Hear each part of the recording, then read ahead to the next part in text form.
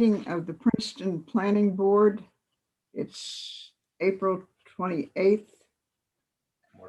March 28th. And the opening statement is as follows. I'm sorry to interrupt, Madam Chair. But the record should show it's March 18th Okay. as opposed to 28th. That's your opinion, Louise.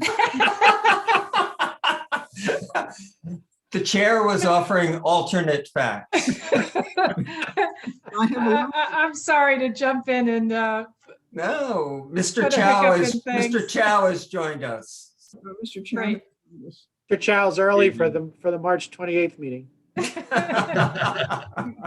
to the March 18th. All right. Yep.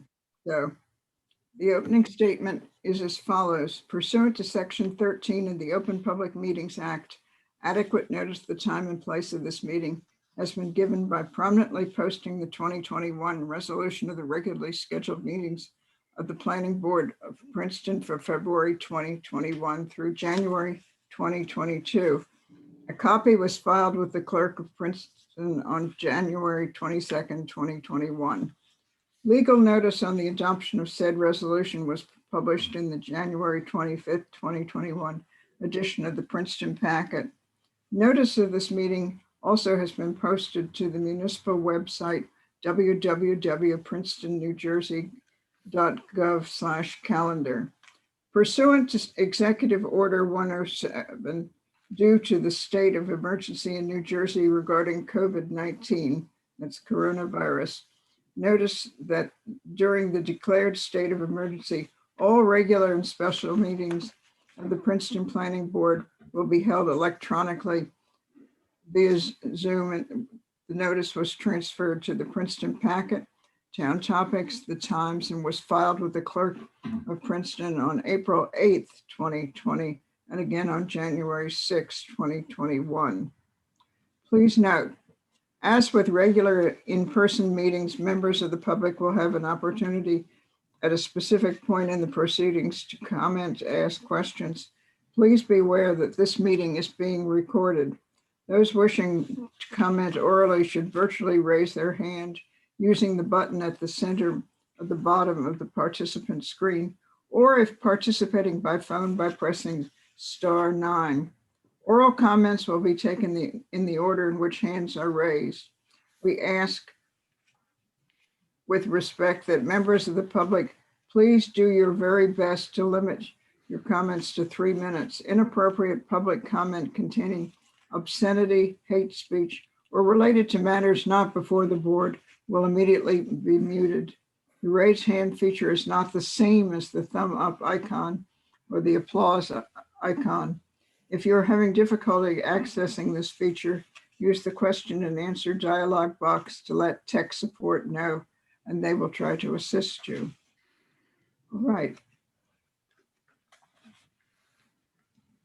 What we need now is, Roll call. yes. Do you have the roll? Yes. Mr. McGowan, Here. Mr. Quinn, Here. Mr. Texarney, Here. Mrs. Wilson, here. Mr. Chow, Here. Mrs. Gunny. Here. We have a quorum. Thank you. Under the announcements, this is listed as a reorganization meeting. That's because we have an appointment for a redevelopment council, and Francis Reagan Esquire, Decotis Fitzpatrick Colon, given LLC, has been proposed for this position. So does anyone want to comment, say something on this? Jerry, is there anything that we need to do at this point? No, we would usually in these resolutions have the hourly rate. We don't have that established yet. Hopefully before the meeting next week, we'll have that all set and can even have an item on the agenda, basically setting that forth, and maybe even a PSA, professional services agreement with respect to that. But we wanted to at least get this going so that he could cover the meeting on the 1st with respect to redevelopment in the shopping center. Great, thank you very much. Chair, I would And, just, I was just going to add to what Jerry said, that so that for the public's benefit, as you know, we have a comprehensive fair share housing plan in place that we need to implement as a community. And there's going to be quite a bit of work in regards to redevelopment sites throughout the town. And this is going to be really an important part of our team here in the planning board to have redevelopment counsel to assist our existing staff. So I just wanted to give a little further explanation of why the planning board's taking this action. Thank you. yeah, and I would, well, our next meeting is in 2 weeks. Fortunately, we have a week off next week. Oh, And I was actually wondering if it makes sense. I assume that the professional services agreement comes to the planning board for approval. Is that typically? Yes, I mean, right, because. Okay, it's so an maybe agreement- this, right, maybe it's an this agreement- ordinance, the second or third whereas in the ordinance could be amended to say, professional service agreement for Dakotas, Fitzpatrick, Cole, and Giblin for redevelopment council review shall be prepared and presented to the planning board for approval. Yeah, I think it's a good idea. yes, And it shouldn't, I wouldn't think, take a ton of time to pull together this professional services agreement because the municipality has engaged Dakotas for specialized work in other areas. And so there's got to be, boilerplate language kicking around. It should not be a ton of work to pull it together. So Right, we'll make that's- sure it's back here sooner rather than later. And Michael, who will quarterback that? We can handle that. Okay, I had a question about the resolution. The second whereas names Mr. Regan by name, and the third whereas only mentions the firm. And I found the wording of the second whereas kind of confusing. The law firm of Dakotas, et cetera, by Francis Regan Esquire is hereby hired. It just Yeah, that is It- sort of weird. doesn't make grammatical sense, or it was confusing when I read it, and then I noticed that he's not specified, and I'm assuming it's Regan and not Reagan. Correct me if I'm wrong. That's right. In the third whereas. So again, just I don't know whether that's significant or not, but we could take out the reference, I think, to Francis Regan in the second whereas clause. Because and it's the firm that's being hired. Yeah. then add what Ms. Wilson suggested about the process. Yep, I would move that resolution. I'll second it. okay, it's been moved and seconded. Is there further discussion? Anyone? All right.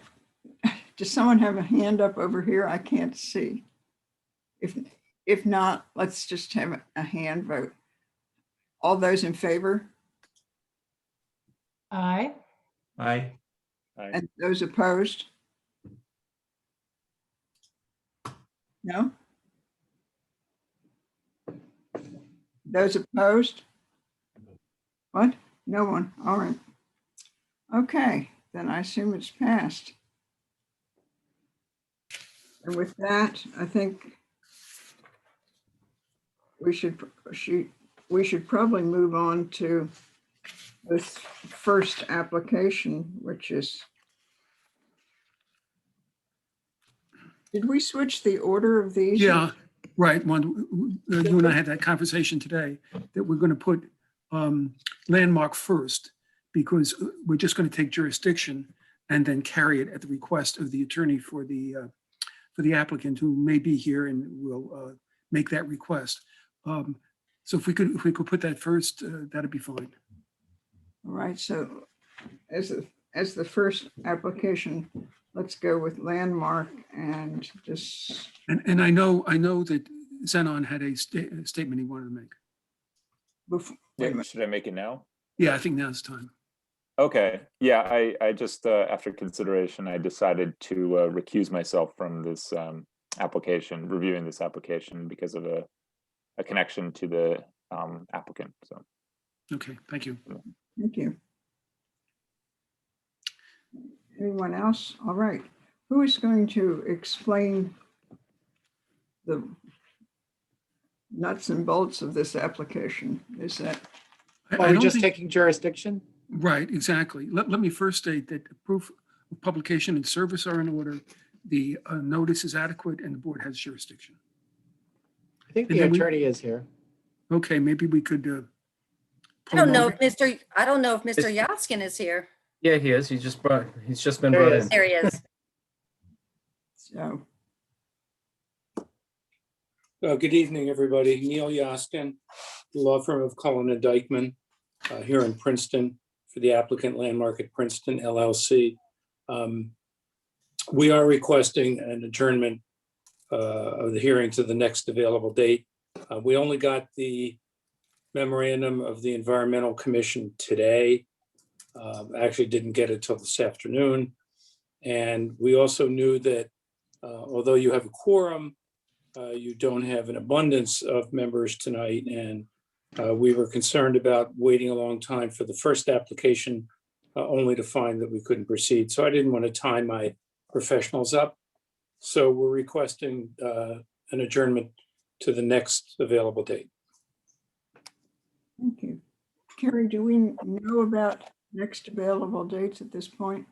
Yes, Michael and I were going over the calendar this afternoon. We have a lot of things that we're scheduled for over the next few meetings. And unfortunately, the first date that we have available is in June. And that would be on June 3rd. And that way we can just concentrate on Landmark. That would be the only thing on the agenda, or it's the only thing you know of so far? Correct. Well, if that's the first available, that's what we'll have to live with, They'll be first on the agenda. hopefully. If you can provide me with an extension to the end of the month, we have many redevelopment things coming in and I don't really know what's in front of us. So it Yeah, would we just, consent to that extension. thank you. Okay? Okay, So for any members of the public who are listening at this point, there's not going to be any further notice. It's going to be carried to the date that was just set forth, June 3rd, and be the first item on the agenda. first- Carrie, that's June 3rd, because we had also talked about May, Didn't I or just, are we definitely? There June? was Oh. one, I thought it was June 3rd. June 3rd, but. Okay. Okay. Oh, that's fine. I'm sorry. I just wanted to confirm it was June 3rd. Sure. Okay, thank you, everybody. Thank you. Thank you, Neil. all right, and I guess we can move on to the next item on the agenda. Yes, the Chair, I can give you an introduction. The next Michael, hearing. before you do, let me state, and before I swear you in, that proof of publication and service are in order. The notice is adequate and the board has jurisdiction. And then Michael, if you could raise your right hand. Do you swear or affirm that the testimony you're about to give will be the truth? I do. That's one affirmed. All right, I'd just give a brief introduction to this application. The applicant is Princeton Community Housing, and the site is Princeton Community Village, which is an existing affordable housing neighborhood and development in Princeton. It's located at 480 Bunn Drive, which is on the east side of Bunn Drive. It's directly across from the public park, Hilltop Park. So if you know where that is.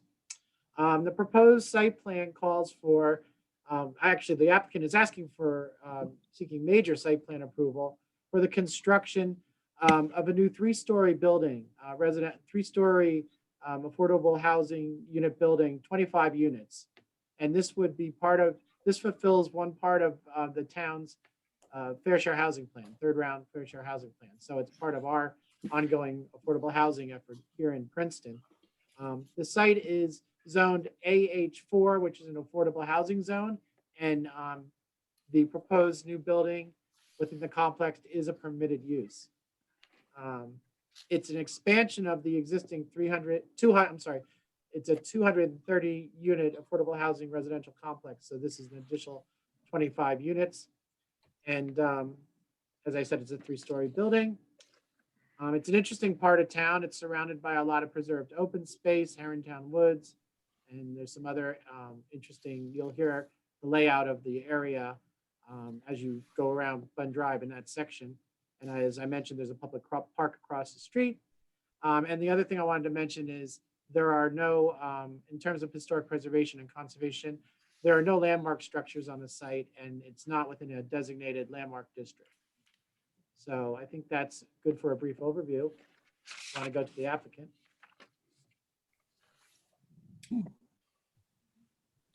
Thank you. Does the applicant want to expand on that or? Yes. Good evening. Hello all. Tom Letizia, attorney with Troutman Pepper, Hamilton Sanders, representing Pch Development Corporation. I'm waving just so make sure you see me. Hello, Mr. Quinn. Hey, Counselor. It's a pleasure to be before you again 2 weeks in a row. It's quite a treat. And, before I begin, I want to extend my condolences to Mr. Laplace. I was listening to the discussion before we got on. Very sorry, Michael, for your loss.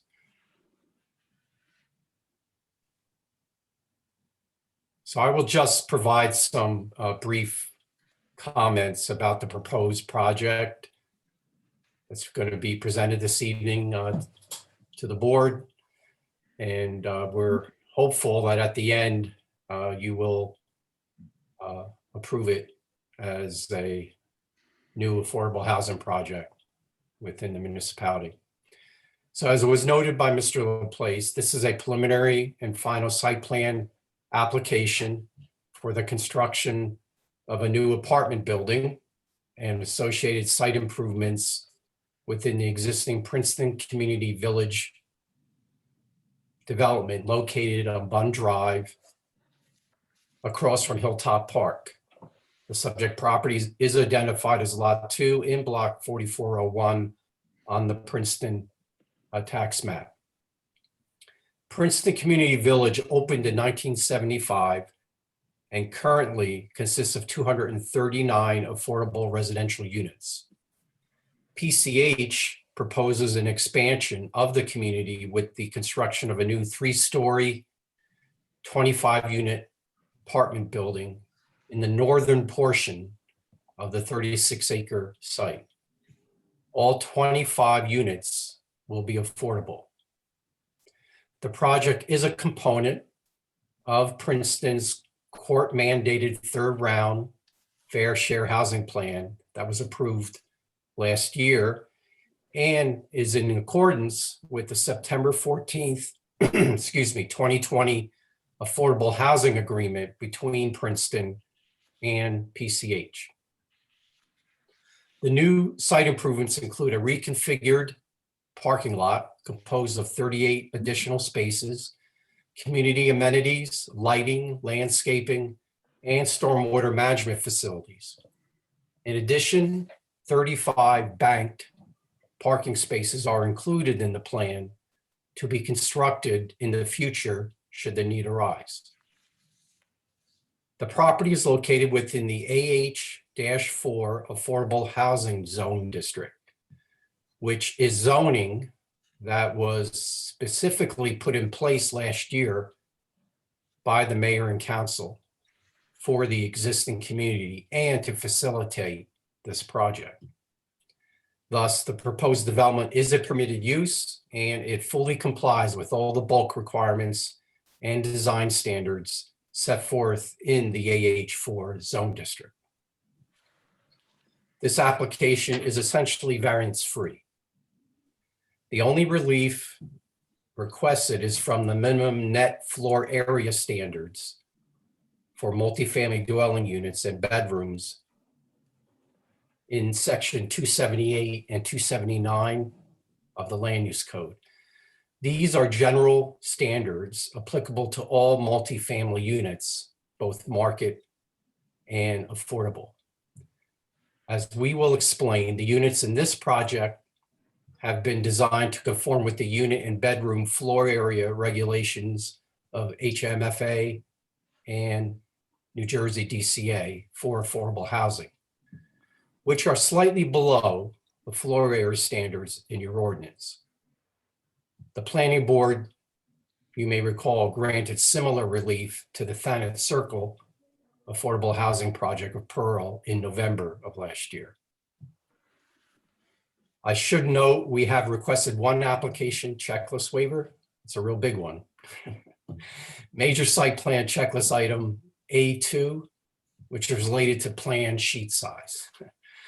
We have provided 30 by 24 inch sheets, whereas the ordinance requires 24 by 36. And the reason for the larger sheets is in order to present better the area of proposed improvements. So you don't have as many sheets. You can show more on one sheet.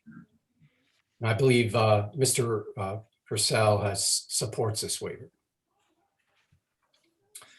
I have 4 witnesses to assist me in making this presentation this evening. So Jerry, I don't know if we want to swear them all in at once. Madam Chair, what's your pleasure? Why don't we swear them all in at once? Okay, if everybody who's going to testify can raise their right hand. Do you swear or affirm the testimony you're about to give will be the truth? I do. I do. Just want to affirm, if you could go around and just state your full name and spell your last name. Sure, I'll start. Ed Truselli, T as in Tom, R-U-S as in Sam, C-E-L-L-I. My name is Louis Zugner, Z-U-E-G-N-E-R. And I'll be the professional engineer. And I am Raymond Rebilis, the architect for the project. Last name is R-E-B-I-L-A-S. And I'm Andrew Ferranda. That's F-E-R-A-N-D-A. And I'm the traffic consultant for the engineer. Thank you, gentlemen. So I first going to call Mr. Truselli. Great. Thank you very much, Tom, and good evening, everyone. And thank you very much on behalf of the residents and staff and trustees of Princeton Community Housing. Thank you for the opportunity to present this this exciting addition to the community and enhancement of the Princeton Village community. Is it possible for me to share my screen at this point, or? Yes. I believe you can, yes. Yes. Okay, great. Thank you very much, Kerry. Okay, so this is a presentation we're going to use as the basis of our information that we're going to present tonight. So again, Ed, let's just mark this for the record. Madam Chair, this is I guess you want to call it a PowerPoint of 14 slides, and perhaps we just mark them together as A1. Yes.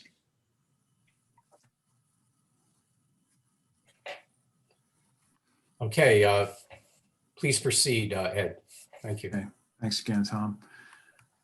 So again, I thought I would start off with just a quick background of Princeton Community Housing as we're looking at an image on the screen now of Princeton Community Village. But just quickly, for those of you who may not know, Princeton Community Housing is a not-for-profit organization that was founded in 1967 and is a developer and manager of affordable housing.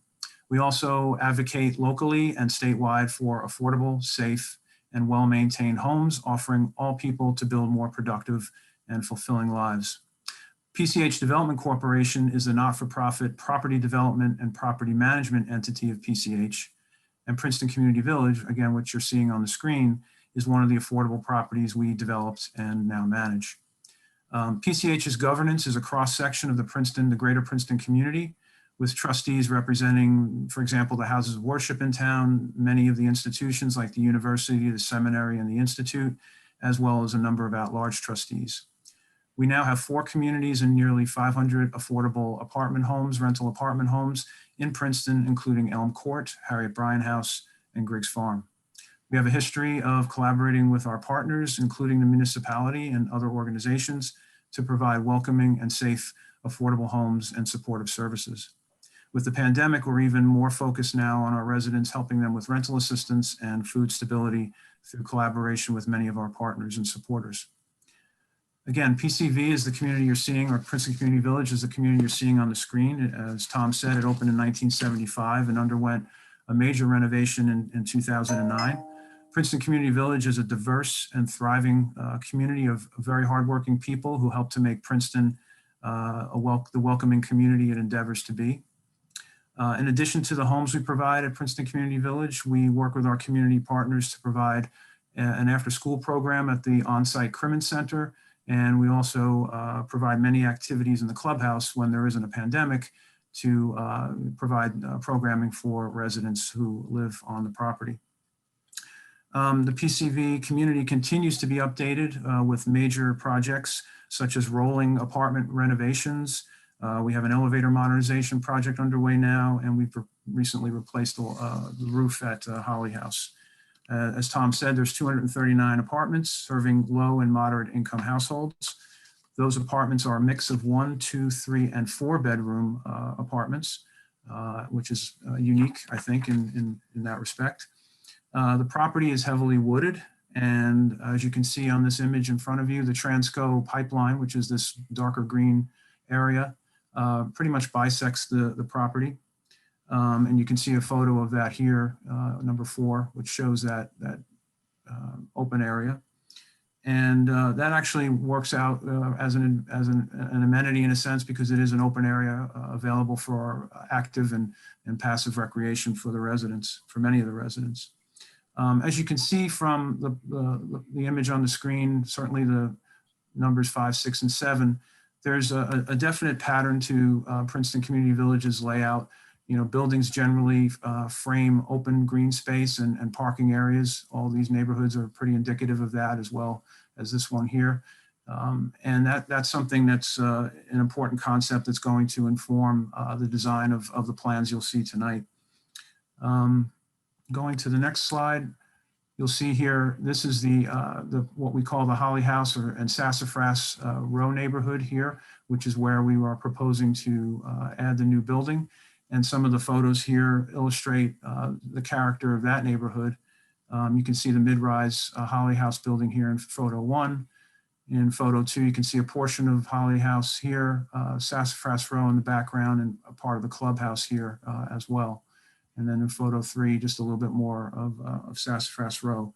You can see, yes, I'm sorry. Jerry Muller, sorry to interrupt you. Are these slides are they marked by page? Like one, Yeah, two? page numbers, right, Mr. Trisselli? And they were one group.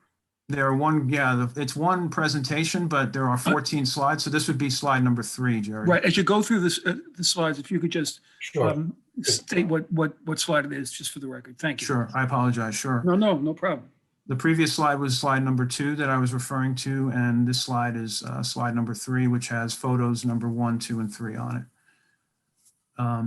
So as you can see from the layout here, this neighborhood is not characterized by buildings framing a parking area and open space. And actually you can see that the parking and circulation in this neighborhood really has little relationship to the buildings here as well. And we're fortunate that Princeton Community Village is served by New Jersey Transit and the freebie when that's running. But you know, most residents need to use their cars to get to and from work and other important activities. And when the bus does come through here right now, it's very difficult for the bus to maneuver around this circle. And we often find ourselves repairing the grounds when the bus isn't following the road and is off on the sides of the road. So it's been a bit of an issue for us over time.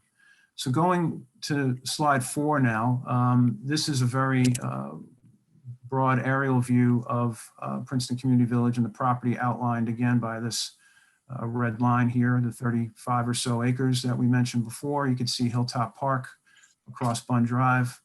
And you can start to see here what we're proposing, and we're going to show this in much larger detail, but the idea of what we're proposing in terms of this new building and this new site configuration. You can start to see how the buildings, both existing and proposed, begin to frame a parking area and give prominence to a green area, which also includes the clubhouse for the community. This is the banked parking area, which, as Tom said, we're not going to be constructing until the need arises. So it's, I just want to make that clear too. So, you know, sort of true to our mission, this design represents a collaborative effort. While we're very happy to be, you know, welcoming new residents with this new building, we've also made efforts to incorporate the ideas of the current residents into the site planning through our meetings with our resident advisory panel. We've also been in touch with our neighbors, such as the Friends of Herrontown Woods and the DNR Greenway, to address any questions they have. In addition to this new building, which you can see, again, just characterized by this sort of brown rectangle for now, we have added many thoughtful enhancements to this site, and my colleagues on the team will go through those, but just briefly, these include improved parking accessibility and expandability, utility resiliency, site lighting, landscaping, outdoor amenities, pedestrian circulation, and improved stormwater drainage. As I said before, the new building and the location and the site plan organization echo the spatial pattern and character of those existing neighborhoods that I mentioned. And it creates a new neighborhood and emphasizes the clubhouse and brings more of the overall community's residential scale and character into this Holly House and Sassafras neighborhood.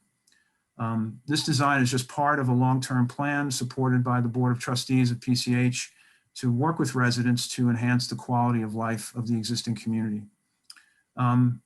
As Tom mentioned, the bedroom and income level distribution of the apartments will conform to the Princeton ordinances. And in that respect, there are 5 one-bedroom units planned, 14 two-bedroom units, and 6 three-bedroom units.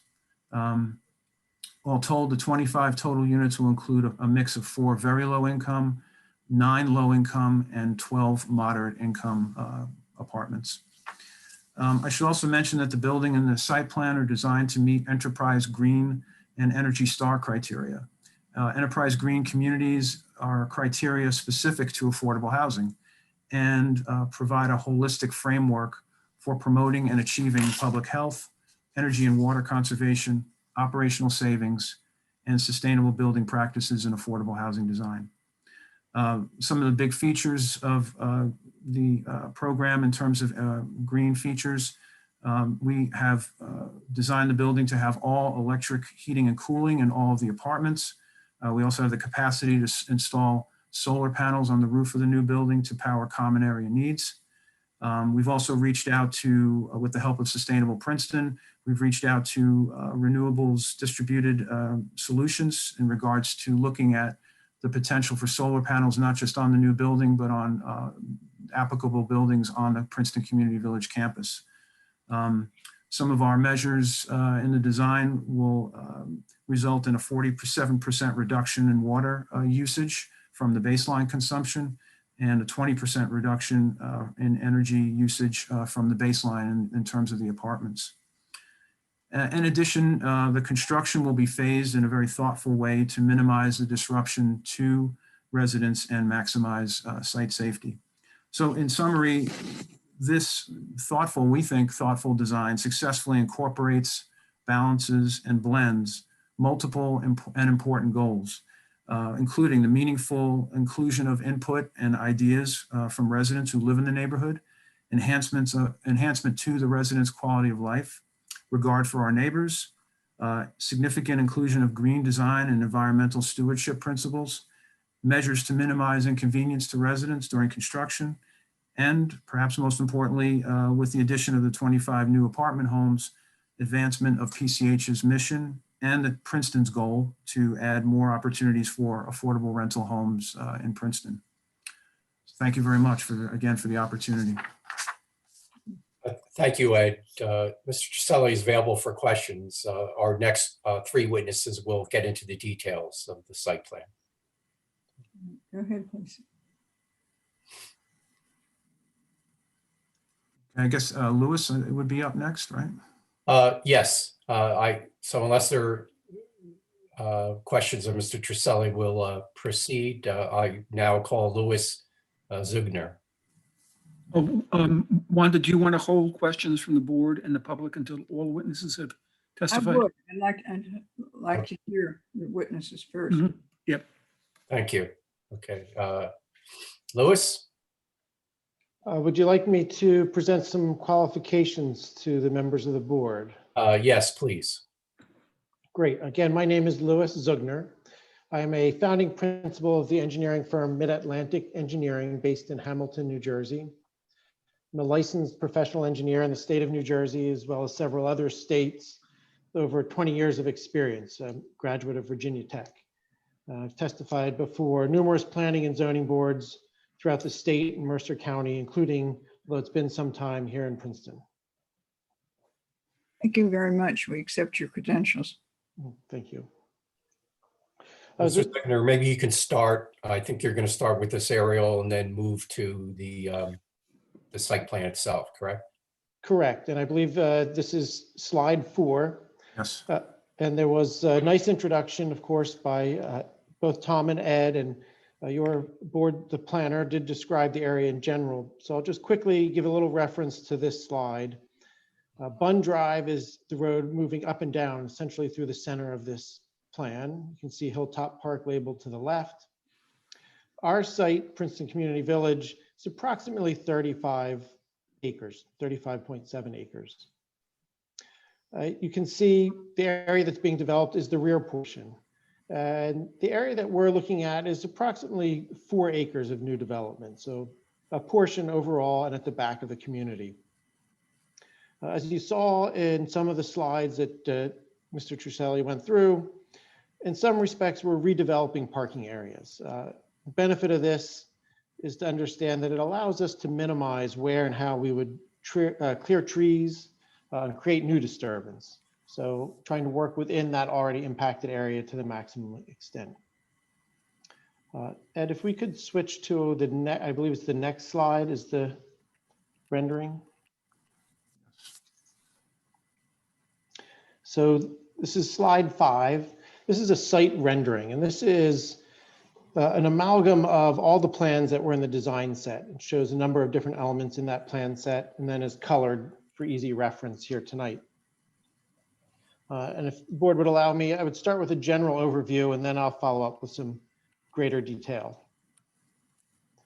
When we approached this, we had a goal, which was of course to follow zoning that was set, also to fit the most important element, the new building, into the site and do it in an aesthetic manner and maintain, of course, the functionality and the circulation of the site in the best way. There's a single apartment building, the 25 units, which you've heard. I also had heard we're in the age for affordable housing zone. I think it's important to know that within that, from a site perspective, we comply with all of the bulk criteria in that zone. Also, you can see here, there was an existing clubhouse, and I'll talk about it a little bit further, and so will the architect. We maintain that clubhouse and improve and supplement how you get in and out and some of the surroundings to that clubhouse. If I take you quickly around what's been shown on this plan, the building is a burnt orange color. It's the top of the plan. You can see it in that burnt orange color. You can see in a lighter tan or yellowish color, those are new sidewalks, which form our path of pedestrian circulation. The existing building to the right, which is in a grayer color as part of an aerial image, that's the building known as the Holly House. That's the existing building. The clubhouse, which I just mentioned, is in a darker tan color. That's central to the parking lot with access to it through sidewalks. There's some appurtenances outside, a new pavilion, and new access into that building. So while the building remains, what's around it is improved and changed. You'll hear a little bit tonight too.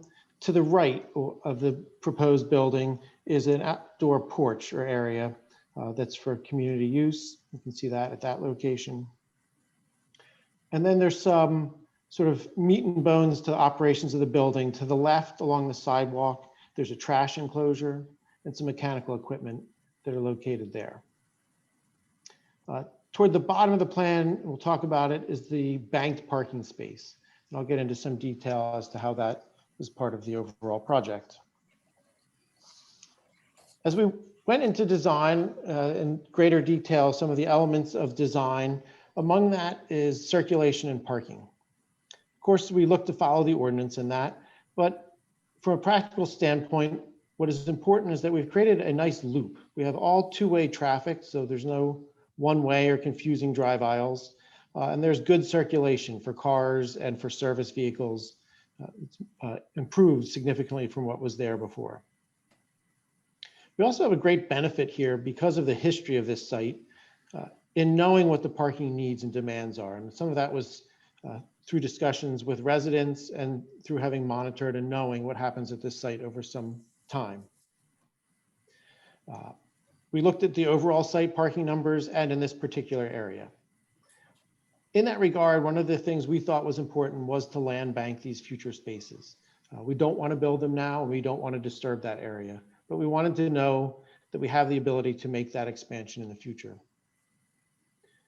The critical numbers, I think, to know on parking, we're removing 74 parking spaces from the existing condition, and we're building new 112. So that's 38 in terms of new parking spaces. I would note also in the parking, we've created 2 EV or electronic vehicle charging stations. You can see those with little green dots. Actually, based on some good comments and feedback we had, we plan to move those. We're going to move those to the other side of the dumpster. And then we're going to create conduit so that in the future, if there's demand, we could actually expand down that row and add more EV spaces. But in the present, we're going to create 2. There are also, you can see in blue, because it would be blue paint, ADA or accessible parking spaces throughout. And we spread those throughout the parking area so that they actually function and support the 3 different buildings I talked about, the clubhouse, the new building, and the existing Holly House. And of course, pedestrian circulation is important, and you could see that in the concrete walkways throughout. So I think we have created good circulation for vehicles, for services, and that works in a strong fashion.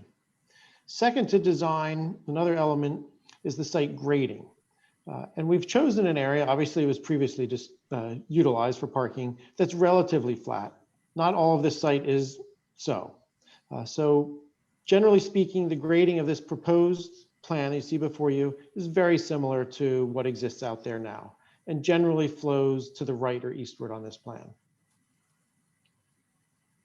This project in this area would have all of the site lighting modified and new. We would use modern LED lighting. Of course, it's important in that process that there is no overflow, and that's done with downward directed and shielded lights. The LEDs are actually a sharp cutoff, so they're much easier to sort of create a compact area that's lit. And then the site lends itself to it being surrounded by woods and trees. So we have a compact area, but well lit. It's done with LEDs that are at a lower temperature, a 3000 Kelvin and a 16-foot pole. The temperature is important because it's actually a softer light than some LEDs. So we want the lower temperature. And lastly, I would note on lighting, which is true of the newer systems, they're very controllable. So in the past, where people would simply have a timer, you can control intensity, which lights are on and off, photo cells within the lights. So we create great lighting for the impactful times when people come and go, particularly the winter and the early morning or the evening, but we can dim that down or control that through the overnight hours to limit the intensity. Part of the plan set, moving on, landscaping. We believe we have a good and thorough plan for landscaping. You can see some imagery of it on this rendering. Among one of the comments in landscaping, which also we thought was just a positive one, was that we're going to switch some of our flowering trees to more large deciduous trees to match more of the existing condition. But the proposed plan includes 50 trees within this area, 50 new trees, and close to 300 shrubs and perennials. So I don't think of it as a skimpy or limited plan. We plant street trees, we plant the parking lots, there's foundation plantings around the buildings, and then I'll get into it in a moment, but we have rain gardens and they get planted as well. Important to know that there are public utilities for this site, public water, public sewer, natural gas. So we have all the public utilities necessary to support this building. And then in design, of course, the key element here was how we would handle or treat stormwater for the site. It helps that we're, again, redeveloping portions of parking area, but essentially our approach to it was to take this pocket of development and treat the stormwater within this pocket itself. Even though it's just part of the overall development, we wanted to make sure we captured and contained the stormwater flow from this area. It's done through a couple of means. There's an underground stormwater basin that's located under that main section of parking. There are also two rain gardens. One is in that eye-shaped island above the underground basin, and one is a linear rain garden behind the proposed new building. Through this process, we've worked extensively with your consultants, and they've had a number of good comments and suggestions, which we have agreed to implement. The rain gardens are an important environmental impact and factor. They're particularly helpful, and hopefully the board understands that. What I would note, though, is in our design, they're not necessarily required under the regulations. So we could meet the regulations and requirements without them. They're, I don't like the term superfluous. They are in addition to what might otherwise be necessary, and they're a good addition. We do, of course, meet the reductions in the water quality requirements in our design. I would note that as part of this, because it is within the overall development, there is an existing stormwater basin, and it would be to the right of the Holly House. This is in more of a hilled and wooded area. We purposely did not want to change that basin. And the reason we didn't is we were concerned about the disturbance we would cause to get in there and modify it. We didn't want to go in and effectively blow up the woods to get at it. And we don't have to. With working with your consultants, we have gone through and analyzed the impact in the existing condition, and then after we've constructed our new portion of development to assure ourselves that that basin will continue to function properly. And that was important, obviously, and we believe that that's going to be accomplished, that both are on-site and then it flows through this downstream basin at a lower level, and that the outflow from that basin towards our neighbors is reduced, controlled.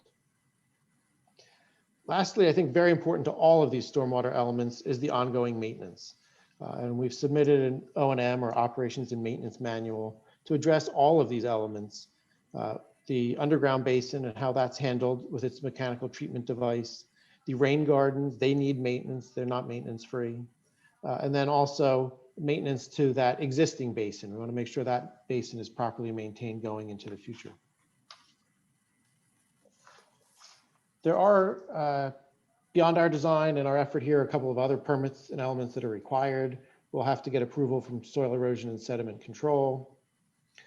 We do not need approval from Mercer County, and they've confirmed that. We have to submit to DNR Canal. We'll need permits for the sewer and water utilities. And while we don't need a permit, we have had correspondence and interaction with Transco regarding their pipeline. I believe, Mr. Letizia, that addresses what I wanted to present on the plans.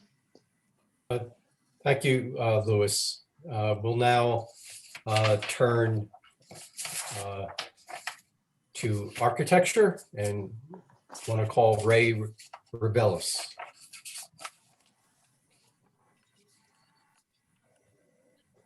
Mr. Rebellis, I don't see you, but I'm sure you're up there somewhere.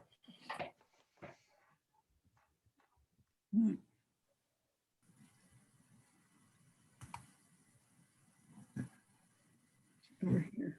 We see you, Ray, but you have to put your mic on.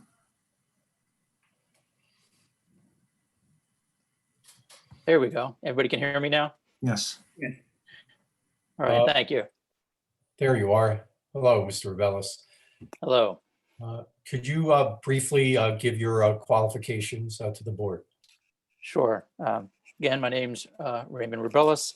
I am a registered architect in the state of New Jersey with 38 years of experience, having graduated with a professional degree in architecture from Drexel University. I'm a senior associate at Kitchen and Associates Architectural Services located in Collingswood, New Jersey.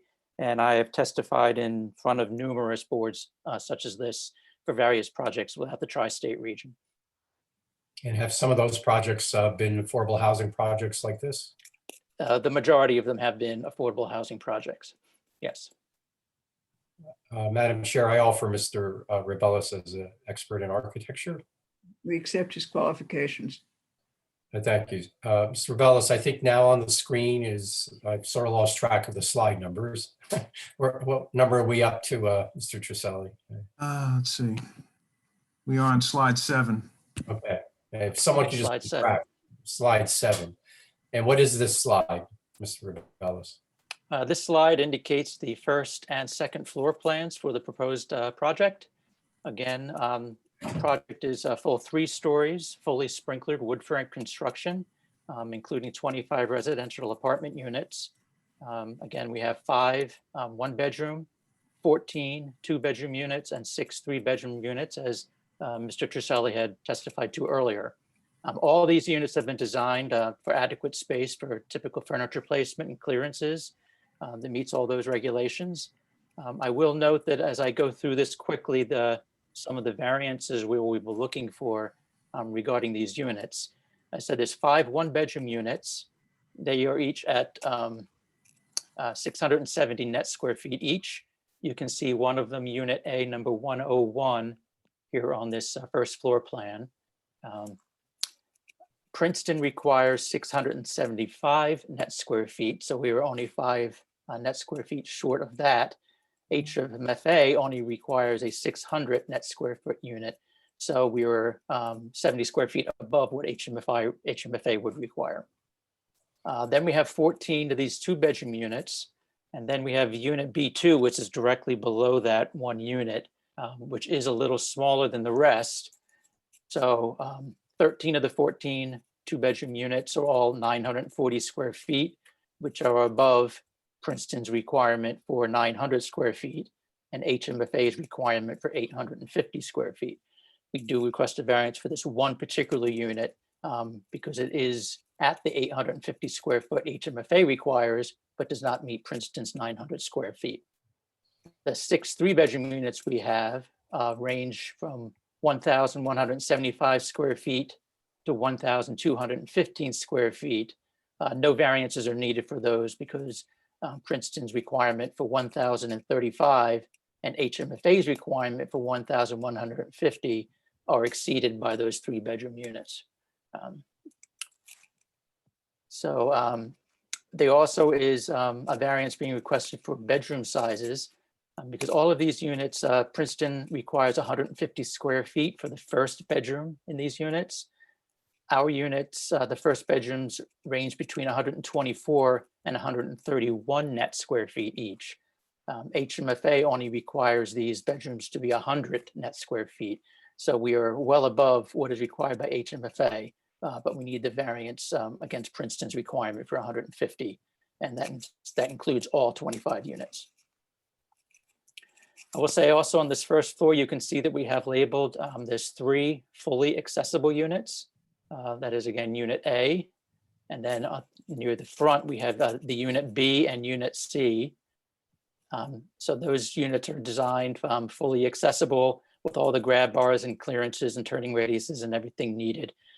Then you see above the Unit C is a Unit B that has that one symbol. That is our unit that has been designed for hearing and visually impaired use. That is one of the 2-bedroom units.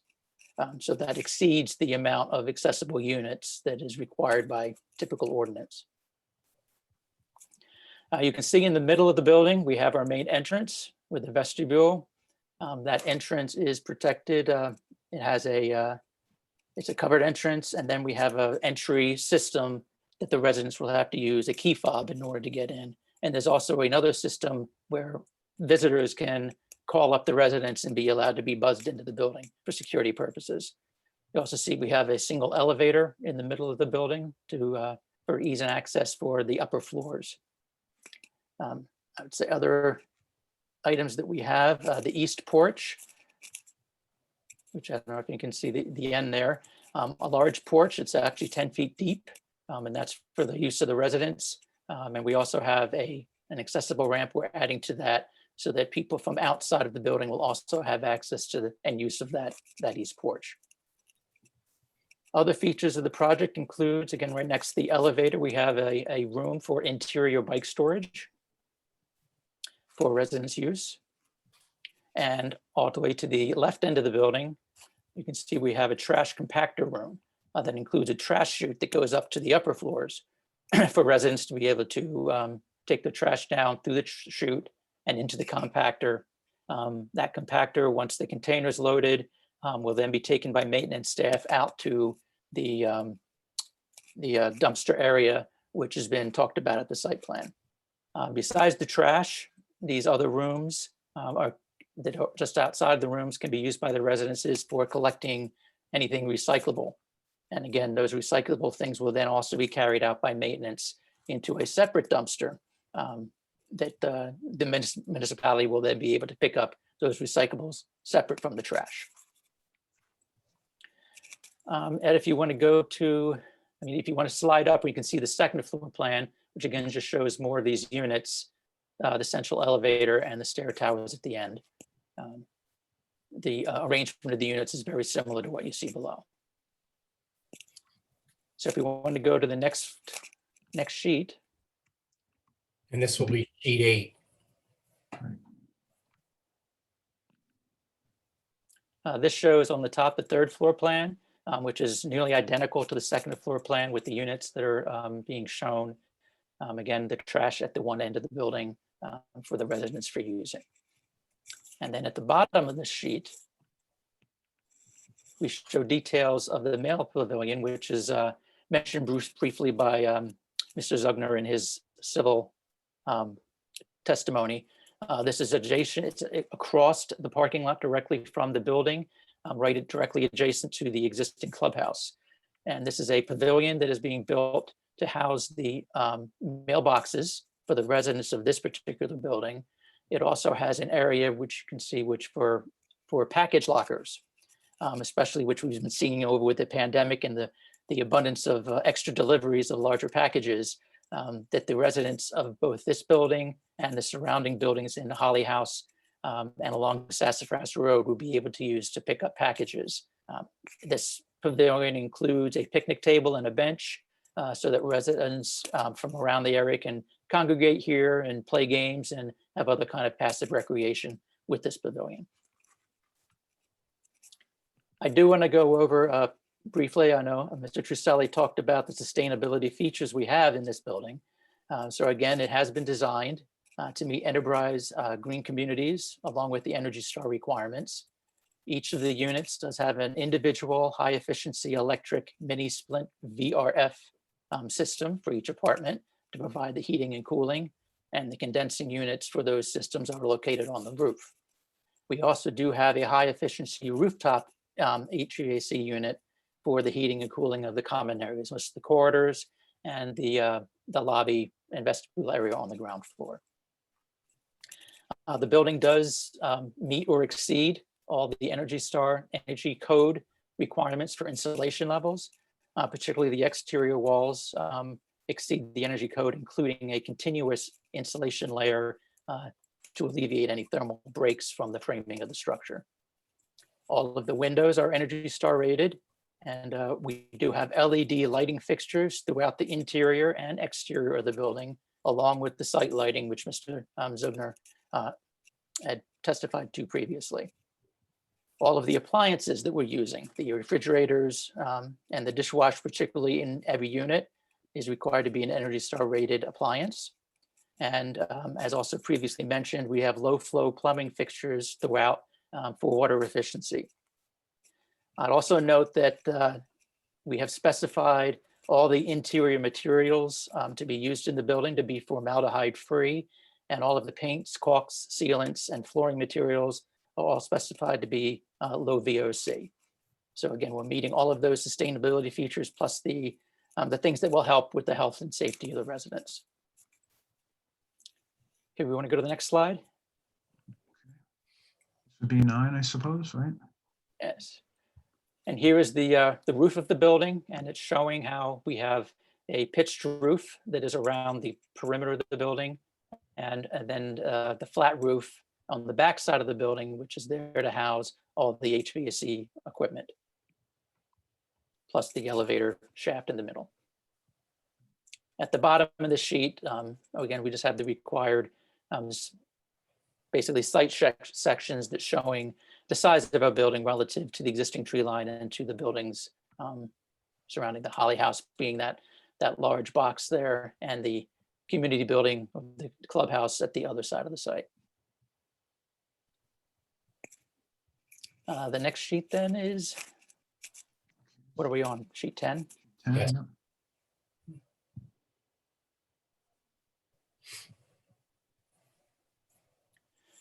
Okay, this is a rendering of the proposed front elevation of our building. And I just wanted to go quickly through some of the materials here. Again, you can see it's 3 stories in height, which meets all the bulk requirements. We have the main building entrance in the center of the project. You can see there that is accessible from a stair plus a ramp, as the grade is a little bit higher from the sidewalk at that point. So you have a covered main entrance at the center of the building. And what we've been using is the materials on the buildings. You can see there is brick, and the brick is colored to relate back to the brick that is on the Holly House that is directly adjacent to our project. We also have horizontal siding is the most used building material, which relates to all the other buildings, all the townhouse buildings throughout the site are all done with horizontal siding. So we're matching that as well. The top floor we have done with a board and batten cement board panels. This helps to make the bulk of the building look a little smaller. And it just gives another more residential character and variety to the face of the building. You can see the front sloped roof. They are architectural shingles. They are on the front and the sides of the building, again, to try to get some of the architectural character as are in their existing townhouses around the site. This sloped roof you can see here also helps to conceal the rooftop mechanical equipment, which we showed on the roof plan. And this this is the south facing facade. This is also the roof that we have also already confirmed with people from Princeton that it does supply enough space for future solar panels that would be enough, that would generate enough power for the main common areas of this building. And we actually have part of the design of the project is for a conduit to be installed right away that leads from the electrical room on the first floor up to that roof level so that those future panels can be installed easily. I'll also note that the all of the downspouts are piped to the storm system that Mr. Zugner talked about. All of the windows, they are sized to meet or exceed the code required minimums for square footage based on the floor plan. So they provide sufficient light to the interiors of all the units. They are single hung style, and that was done to selected for the residential character and for particularly ease of operation and cleaning for the residents. Do you want to take a quick look at the next slide, slide 11? So we have again, the front elevation, but also you can see how the rear of the elevation is pretty much completely horizontal siding on that. And you can see the flat roofed area, which you cannot see from the front. And if you want to go to the next slide then, Ed. Ray, do you just want to mention quickly about the side elevations? Well, I was going to do that with the next slide as well. Okay, sorry, you're right. So that was slide 11, I'm right? sorry, yes. And then we're on slide 12. So yes, so this is a slide that was put together recently from the SPRAB comments. They had asked that we provide an accessible ramp to the side porch. We had previously only had a set of stairs. So this is a design showing how that accessible ramp is quite extensive because we are 4 feet out of grade at that point. But we're providing this accessible ramp. And the other thing we'll be doing based on other SPRAB comments is directly above this porch, the more blank area of of that wall, we will be adding additional windows into those 2 units above in order to provide better views there and to enhance that side elevation. And we would be providing similar windows on the left end of the building in those same general locations. And those were based on comments we got from the SPRAB committee. And that concludes my architectural testimony. Sorry. Thank you, Mr. Revelis. I now call Andrew Ferranda. Good evening. My name is Andrew Ferranda. I'm with the firm Shropshire Associates, traffic consultant. Ferranda, let's begin by giving your qualifications. Sure. I'm a professional engineer licensed in the state of New Jersey, also in Pennsylvania. I'm a graduate of Drexel University with a Bachelor of Science in Civil Engineering. I am also a professional traffic operations engineer, PTOE. It's a higher certification in the traffic field. I review traffic for Cranberry Township and Freehold Township in New Jersey. I've appeared before over 100 boards throughout the state. I offer Mr. Ferranda as an expert in traffic engineering. We accept his qualifications. Thank you. Thank you. If you can bring up slide number 4 to start. Sorry, sure. Okay. And this slide, again, earlier presentation has oriented you to the site. I'll just give you a brief overview. Bun Drive is the north-south roadway that passes by the site. It's a lower volume roadway. The speed limit is 35 miles an hour. It provides access to the site, 2 access points.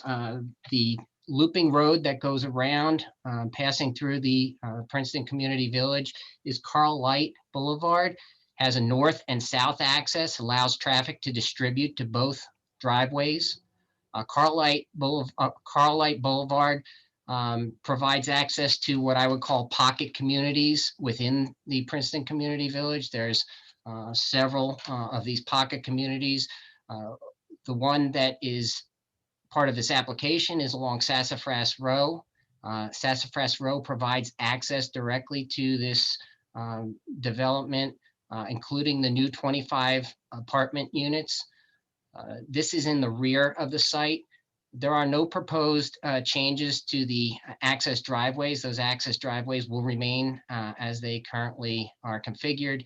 And so will Carl Light Boulevard. That will remain as configured to provide access, again, to the existing pocket communities, as well as the existing and partially proposed portion along Sassafras Row.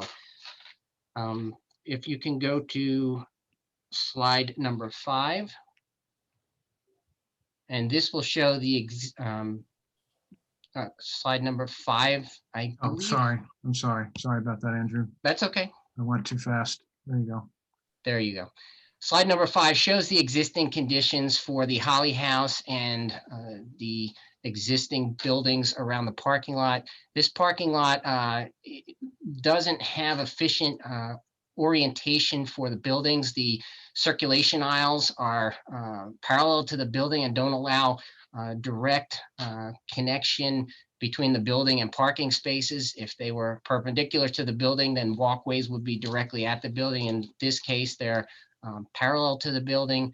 Circulation aisles are not as efficient.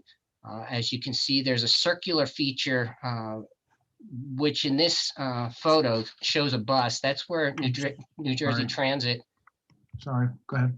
there's a bus there. New Jersey Transit comes in and circulates around that circular aisle around the tree there.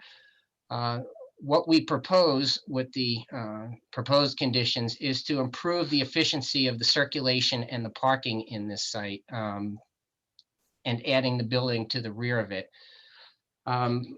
The report that we provided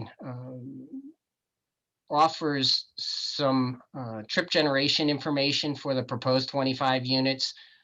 The 25 units, from a traffic standpoint, we look to model traffic during peak periods, the AM peak, the PM peak, and the Saturday peak.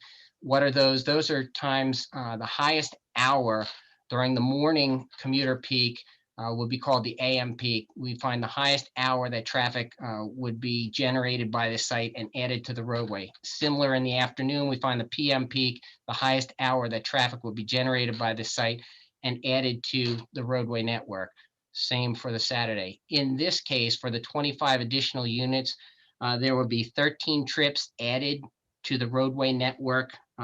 That's roughly 3 in and 10 out in the morning time. There will be 17 trips added in the PM or afternoon peak, commuter peak hour. That would be roughly 11 into the site and 6 leaving the site. That would be 17 trips. And on a Saturday, there would be 18 trips added, 9 in, 9 out. So what we're looking at with the 25 additional units would be adding less than 20 trips to the roadway network. And as I indicated before, Cartlight Boulevard allows circulation to 2 driveways. So those trips in and out will be distributed over the 2 driveways based on the travel patterns of the residents. And from my professional opinion, based on those low volumes and the low volume on Bund Drive, there should be no significant impact to the roadways, either internal or to Bund Drive, external to the site. There was a comment made in the McMahon review regarding the traffic counts on Bund Drive. Due to COVID conditions, we were not able to go out and count at the time the report was being prepared. And what we did was look for data that we had and adjusted that data. But it was noted in the McMahon report, they found some other traffic data from the NJDOT. We didn't necessarily search the NJDOT database because this is a local road and the DOT sometimes counts on local roads. In this case, they did, and it was brought to our attention that the roadway volumes would be 320, where we were evaluating around 185, 184. The difference in trips, although there's approximately 100, 140 trips difference during the peak hours, that's still considered a low volume roadway, leaving many gaps, and therefore it doesn't change any of our conclusions that the roadway can operate and the access intersections will operate efficiently for the additional trips being added by the 25 units. If you could go to slide 6. That would be the proposed apartment building. Again, we've been oriented with this. Now you can see the parking lot allows for a better circulation through and around. The circular feature that allowed the bus to turn around before has been removed and parking added there. But what allows that to happen is now there's a larger circulation loop through the parking lot, and there's another entrance or exit from behind the clubhouse that allows access back to Sassafras Row. So in effect, you have a larger loop around the parking area, allowing for more efficient parking, more efficient circulation aisles, and better circulation for that mass transit bus that can then circulate through the site. The parking, as mentioned earlier in the engineer's testimony, there are 74 parking spaces in this vicinity that will be removed and replaced with 112 parking spaces, leaving a net gain of 38 spaces. In effect, the net gain of 38 spaces is being introduced with the 25 apartment units.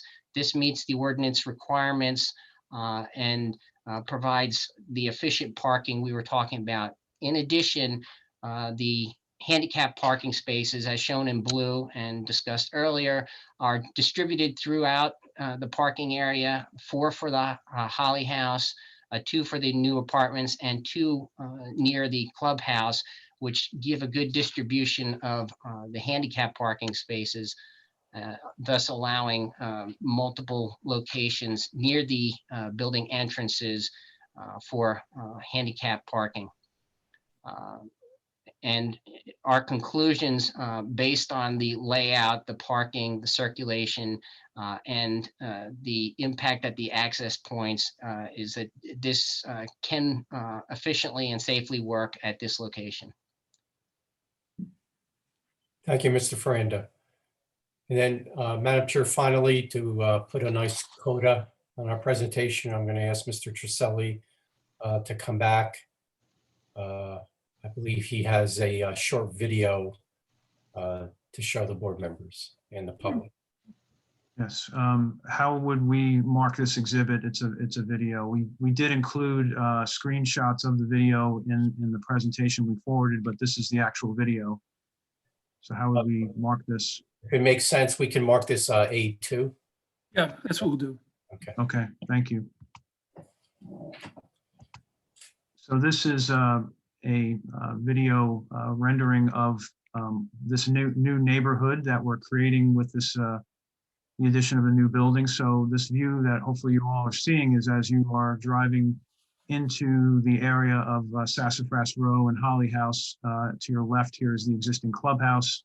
To the right is the existing Sassafras Row, and in the background is Holly House. So I'll set this in motion, and you can get a sense now of in 3 dimensions what this enhanced area will look like. So again, this is the new circulation pattern, a little bit more gracious for buses and other larger vehicles to navigate. And of course, the bus will make a stop in front of Holly House. And now we're sort of turning northward toward the new building. You can see it there on the left. The rain garden here in the front, in the foreground, that was mentioned in earlier testimony. And now as we're turning toward the west, you'll see here the pavilion and the existing clubhouse. We're panning off to the left again to look at how Sassafras is framing this neighborhood. And then you can see the improvements in front of the clubhouse here with the new handicapped accessible entrance. You get a sense of, again, the scale of the new building, the site lighting, rain garden.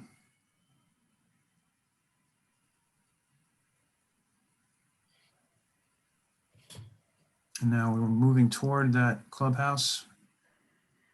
And again, there's the pavilion with the package station and the US mail area. And again, we'll have this area active with picnic tables and areas for people to sit.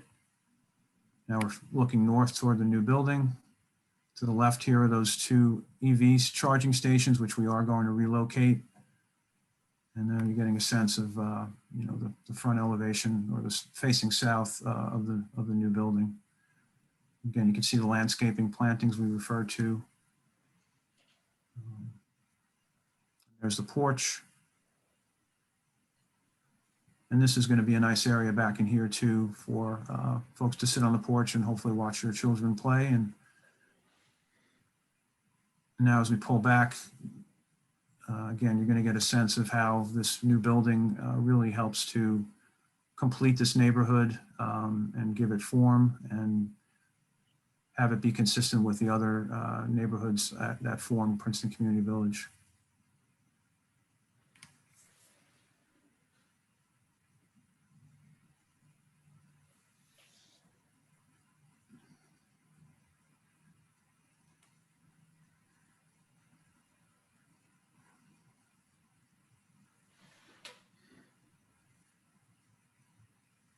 Okay.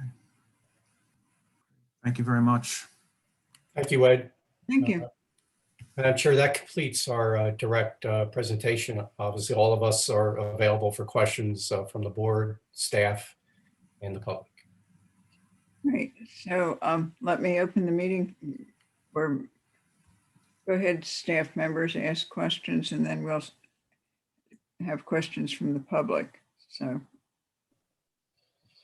Is it 35 bank spaces or 45? I've heard both numbers. It's 35, Jerry. Okay, because the plan said 45. Well, I think that was the underlying parking areas? Am I No, wrong? that was the bank spaces. It's 45, but it will net out to be 35. If we take away the 10 spaces to provide access to the 45, we'll net 35. Okay, So good. we're removing Thank part. you. Sure.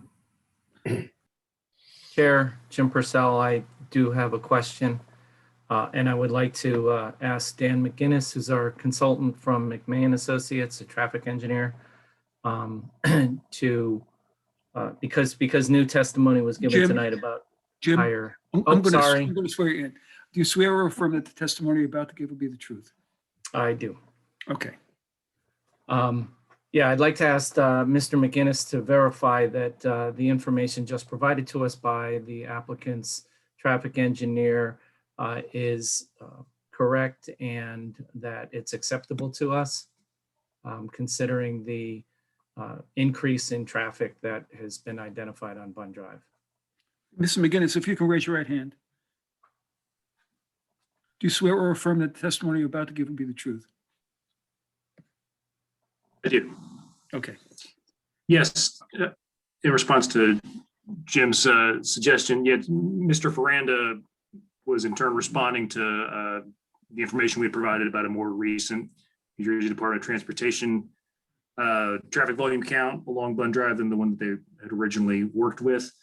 But in general, we concur with his report and testimony that the additional development won't have a significant impact on the intersections of within the development and along Bund Drive, and that no additional analysis is necessary from a traffic capacity perspective.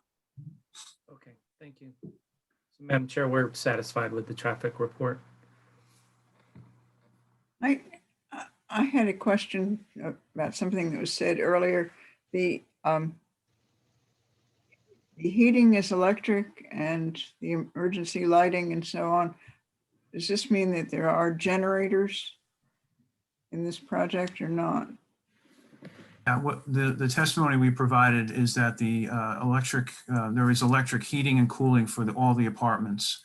There will be an emergency generator for emergency systems in the building, which would include the elevator, emergency lighting, certain emergency systems in general, but not necessarily the heating and the cooling in the apartments. But there would be the common area heating and cooling would be available on the emergency generator.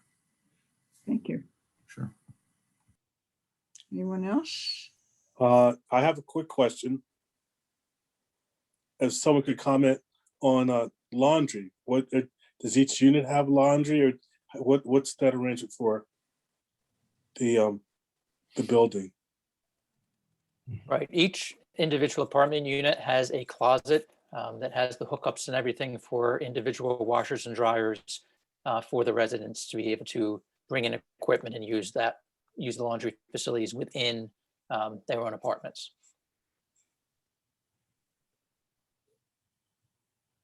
May I go? Sorry, yes.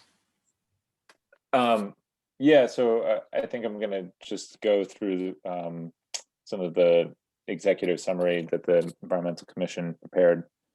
I do commend the applicant for all its sustainability considerations. I think that there are a lot of great things to take note of.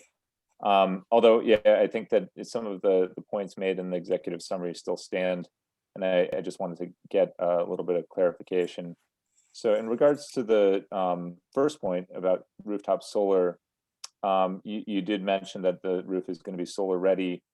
Although I am a little concerned that there are a lot of units related to the heating system that potentially could prohibit the solar. And I was just wondering, what is the plan for solar?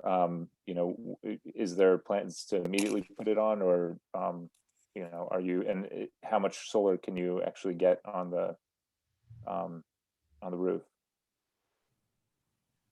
So I can respond to that question. So the roof is actually designed to provide the necessary power for the common areas in the building. That is the intent of the rooftop solar. We have been in very informal discussions, again, helped by Sustainable Princeton, to understand the feasibility of that, as well as potential other locations at Princeton Community Village for solar panels. And at the moment, we have the understanding that it is not the ideal time to pursue that for our particular project in terms of installing them, but we're going to keep monitoring that. And when the time is more appropriate financially and otherwise for incentives, we will pursue that. Yeah.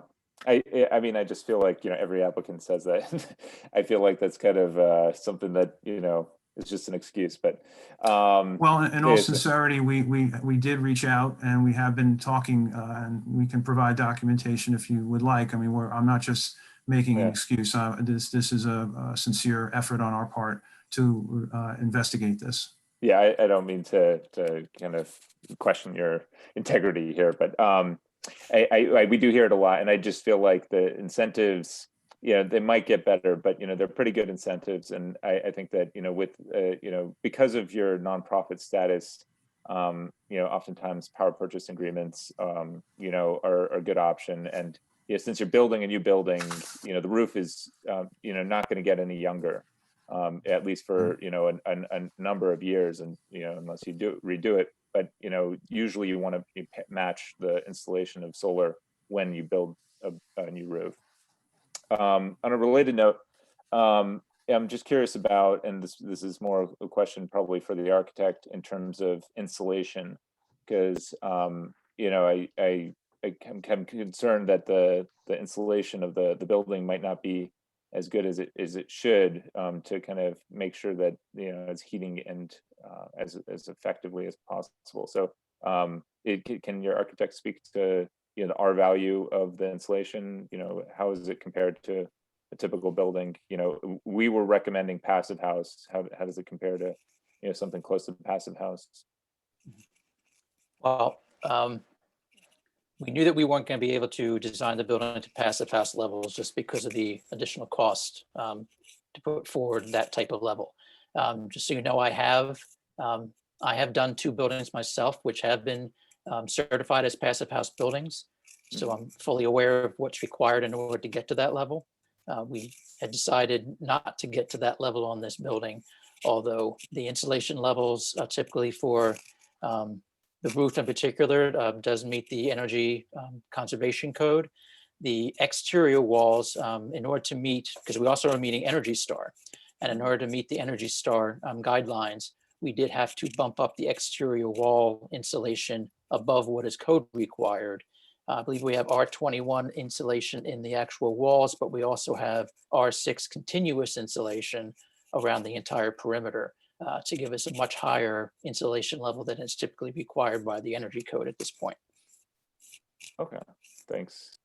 And in terms of stormwater management, could the stormwater engineer or the engineer remind me in terms of porous or permeable pavement, is there going to be a permeable pavement at any point in the parking area or on the driveway? I know the question had come up previously. There's not proposed porous pavement in the parking at this time. We have the rain gardens and we have the underground stormwater facility to control stormwater, but we have not proposed any pervious pavement. One of the concerns we had actually with some of the pervious pavement, we also want to make sure we're actually getting water into the rain gardens. Sometimes with the porous pavement, particularly the one that we built in the parking lot, if we were to institute porous pavement and then that gets sent underground and moved out, it would actually, you'd have to look at the balance of those two. Would it be possible to pull up the site plan? And I don't mean to dominate the conversation, but I just wanted to kind of clarify some issues about stormwater and how it flows through the site. So could you just describe to me, generally speaking, where certain stormwater is flowing? Because in the memo our commission reviewed, they said that the parking area should be redesigned to have the water flow better. But yeah, I wasn't quite clear on on that. So could you explain to me, is the water flowing to the rain garden in the middle for the whole entire parking area for this in the center? You know, it's hard to describe verbally, but you know what I'm talking about with the parking island. No, that parking area through the center is generally flowing from the top left to the bottom right. So that rain garden is collecting water, you know, from the building side, draining in that direction. Okay, so it's kind of catching whatever's left, and then the rest will then go to the sewer system. Would be collected in traditional inlets and into the storm system. Okay, so how much of the stormwater will it be capturing, would you say? The rain garden? Rain garden, yeah. You mean in terms of like an area? The high point, you know, up in the upper corner, it's hard for me to just guess at an area. I mean, I could get you an answer for sure of how much is actually getting into that, but you know, roughly speaking, it's coming around the bend. There is an inlet across from the trash or dumpster enclosure. So some of that would be caught at that inlet where that tree is. Some of it would continue to sheet flow around the corner. And a lot of that would get towards the rain garden. And then the storm water from the handicap spaces and the spaces above, I'd say probably 3/4 of that area would get into the rain garden. But once you're towards the, you know, right end of the rain garden, up where that stop bar is, that's continuing to run towards the Holly House and be collected other ways. Where's the inlet by the Holly House? Can you point it with your cursor? In this area, Louis? Yes. Okay, and so that will then go into the stormwater system. And again, just to reiterate, the stormwater system is below the ground here. Okay, so and it will be in a retention, kind of a detention basin underground, essentially, and then go into the overflow will then go into the system. Correct. Okay. Correct. Cool. Thanks for explaining that to me. And then is there, I didn't hear any mention about the bike rack storage or bike storage and bike racks and covered areas. We did mention that there's bike storage in the building, but in terms of the bike racks, we have one here in front of the building. And then we also have one here in front of the clubhouse. It's a little harder to see because there's a tree over the top of it, but it's right there. Okay, cool. Sorry, I didn't catch that. And then finally, I guess two other things. So the EV charging stations, I'm glad to hear that there's EV charging stations, although I guess, yeah, they're going to be different than what's proposed. I think that the change location is a good idea. I think that we really need to be thinking about expansion. You know, there's very bold goals in terms of switching over to EVs. A lot of auto manufacturers are going to be going completely EV in the next few years. I think that, you know, ideally, what you're going to want to do is get about, you know, 15% of your parking spaces as EVs in the future. I mean, not immediately, but, you know, I think that this is definitely a start. I think there's 12 spaces there. But, you know, one question I have is really, you know, what will kind of make you decide in terms of expanding EV charging stations? Because I'm concerned that, you know, there's a bit of a chicken and eggs type of situation, but really it's, you know, it's one thing that's really enabling, you know, people to get EVs, and that's the access to charging stations. So I feel like, you know, if it gets too crowded, then, you know, people might not get EVs. And so I'm just curious if there's a criteria for, you know, deciding on expanding EV charging stations. Well, it is a little bit about supply and demand. So at the moment, there may be one vehicle at Princeton Community Village that's an electric vehicle that I'm aware of. That you know, don't quote me on that. But as we see more of that, frankly, we'll try to meet the demand for that. And I understand what you're saying. You'd rather see the supply there so that when the demand arises, it's available. You know, again, as I said in my summary, there are a lot of factors we're balancing here. The fact that we're putting the conduit in shows our, you know, our intent to try and provide that supply. But, you know, we frankly need to see a little bit more on the demand side too. Yeah. Well, I mean, I think that the demand will be there, I guess, based off of all the indicators. So I think that preparing would be ideal.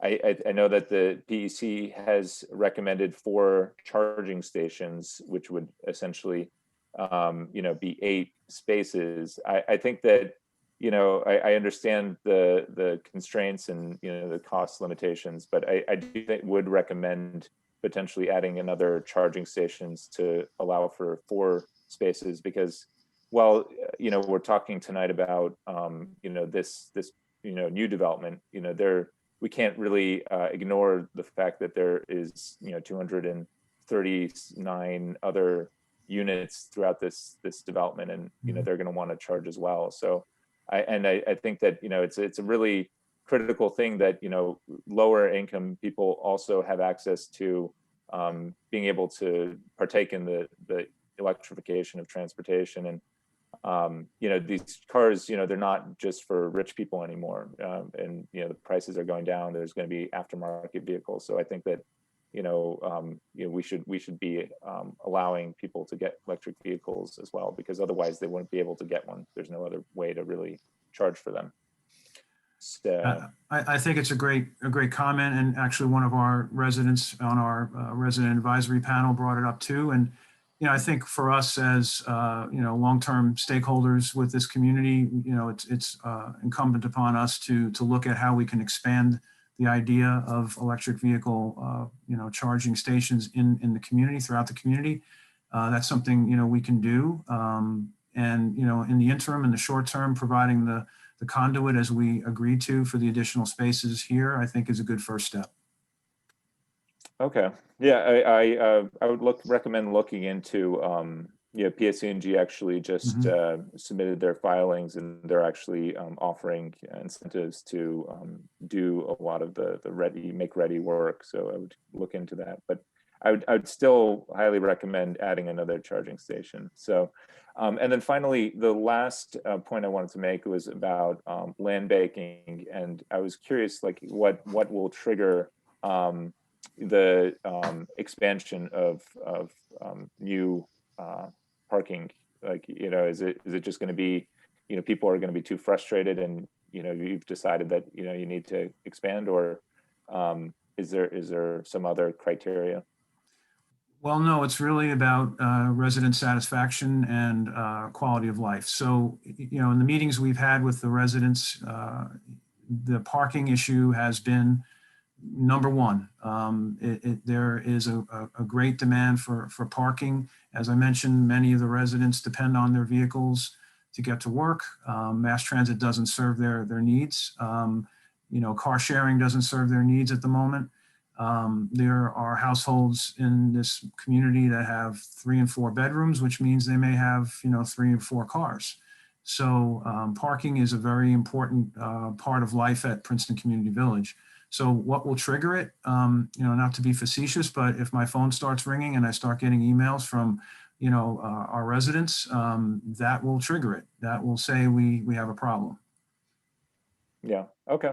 Thanks for addressing that. So yeah, sorry to dominate so much of this comments, but I'm good for now. Okay, I'll stop sharing just for a moment here.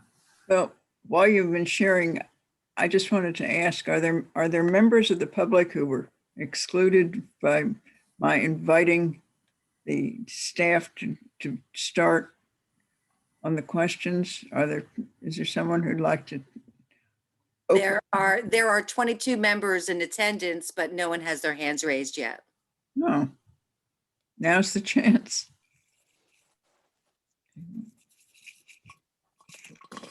I had a question about school buses in Princeton Community Village. I assume that it is serviced by school buses and that children come and go from the site, but I have, quite frankly, never seen a school bus there. Are all the school bus stops outside of the main site, or? The school buses stop at certain locations along Carlight Boulevard, which is that looped road that we were showing. And then some do come down onto Sassafras Road. It obviously depends on where the children, live. or go to school, or go to school, true, yes.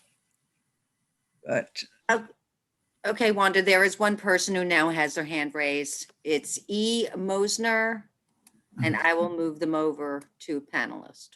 right.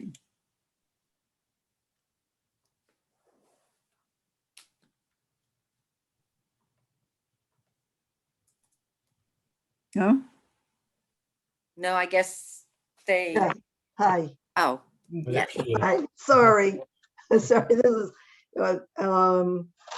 so let me see. I wrote down my comments, so I Can wouldn't. I hold have you- your name, please? Yeah. Yes, my name is Erica Mosner. And we swear all members of the public in. It's Sure. required as a matter of law. So if you can raise your right hand, You got it. do you swear or affirm that the testimony you're about to give will be the truth? I do. So sworn. Yes. And what is your first name? Hello, Erica, Thank you. Erica, Erica Mosner. Yeah. So hi, everyone. Try and be brief, try and say something coherent. Let's see whether that works out.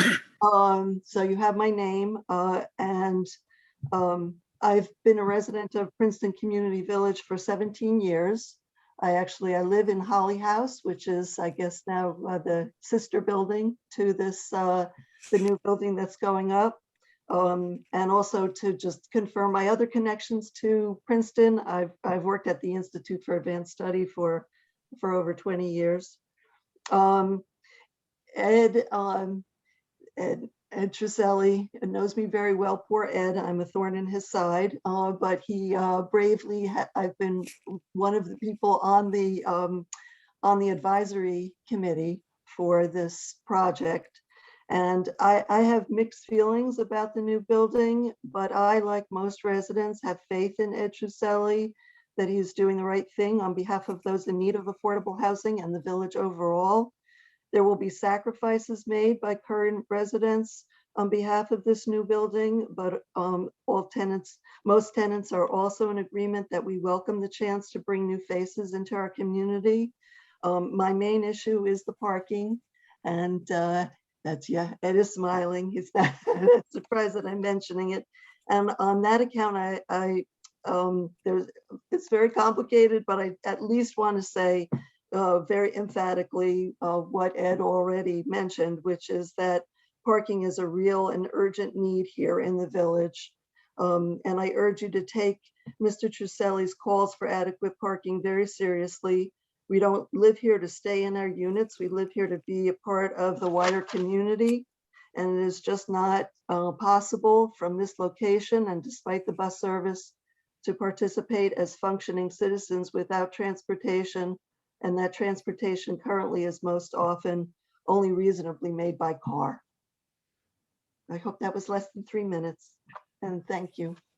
Much less, actually. Okay. All right, anyone else have something they'd like to say or comment? Yes, we have Julian Taylor. Go ahead. So I will move them over. Oh, No? I saw Julian, but now they're gone, so I don't know.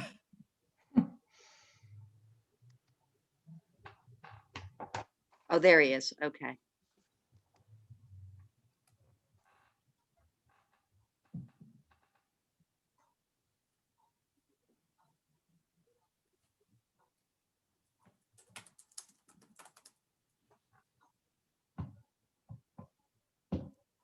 Mr. Taylor, can you put your video on, please?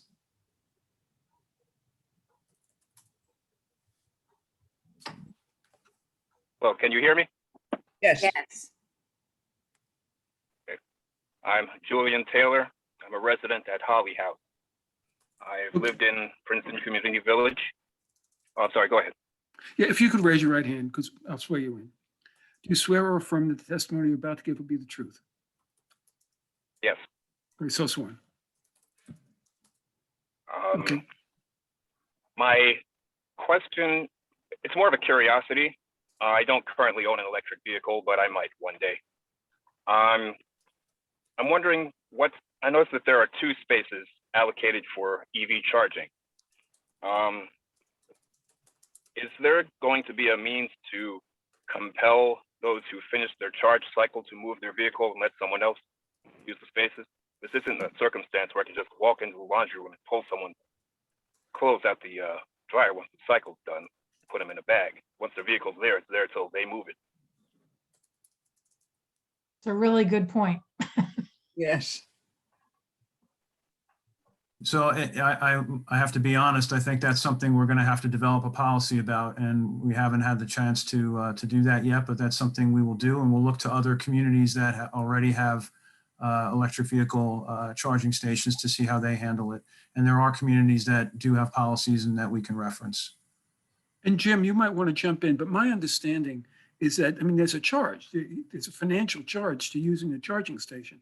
So it's in the best interest of the person using it to stop using it when they're, when they're charged. Is that your understanding, Jim? Are you asking me, Jerry? Yeah. Oh, well, there are multiple methods for charging facilities. I mean, there could be a third party that owns the charging stations that's right. Getting paid for it. There could be, there could be free. It really depends on what the community decides, because the community is going to be installing them. Typically, there are signs that would say that, it's for charging only. And, there'd be a policy in place, as Mr. Truselli said, to enforce something like that. But it's really up to the village to take care of it. Okay, thanks. When there's a charge, it's the charge, you're charged for the electricity that you purchase. You're Right. not charged for the amount of time that you're in the, that you're in that spot, unless you're in paid parking, unless you're in a parking Right. thing. Yeah, it depends, but ideally in this type of residential charging situation, it would be charging the amount it would cost for electricity, and so that way, cover the expense of using that electricity. Way less than a tank of gas. Which, yeah, actually, that's the other thing. Electric vehicles over the lifetime are, even though they're expensive up front, actually are much cheaper, because the cost is actually cheaper than gas, and also the cost of maintenance is lower, and that's been proven time and time again. So and I think that there's different policies. You can have a policy that says you can only be parked if you're charging, or you can park potentially overnight. Usually there's different levels, but level 2 charger would probably take an evening to charge. And so that's why when I say 15%, I'm meaning that that would allow for everybody to have an evening to charge their vehicle, because that's usually when they'll be charging their vehicle if they're not charging out and about. So but that's when everybody has an electric vehicle. For now, it might be much less, but, yeah. Yeah. Carrie, are there others? No, there are no others. Mr. Taylor, did you have any other questions or comments? About the parking, we were all frustrated for a while with the parking situation, but that's largely been mitigated now. My concern is just about maintaining the aesthetic of the general area. I've lived in the village a very long time, and I like it. I prefer that it not start to look like an urban hell, essentially. I prefer the green stay as much as possible. So while I share fellow residents' concerns about parking, I'd hope that the banked parking areas would not get used unless it became absolutely necessary.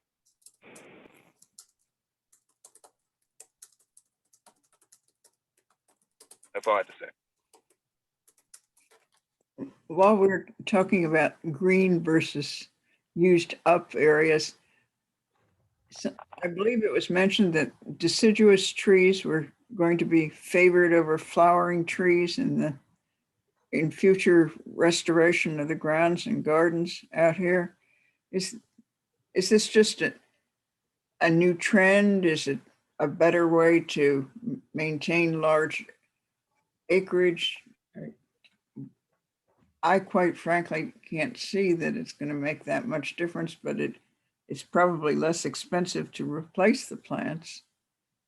Is there?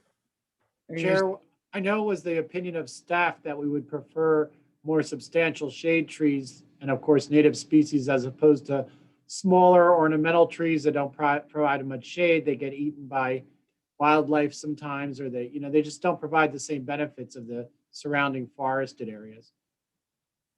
That was And the big trees intercept and soak up a whole lot more water and do a better job of helping to cool and clean the air and all that stuff. I'm a fan. You're a fan of big trees? Of the big trees. I mean, I like them all, don't get me wrong, but but I think the point about having the plantings in keeping with the surrounding forest, you're going to be supporting the same species, you know, of birds and pollinators and stuff. And I was glad to see that.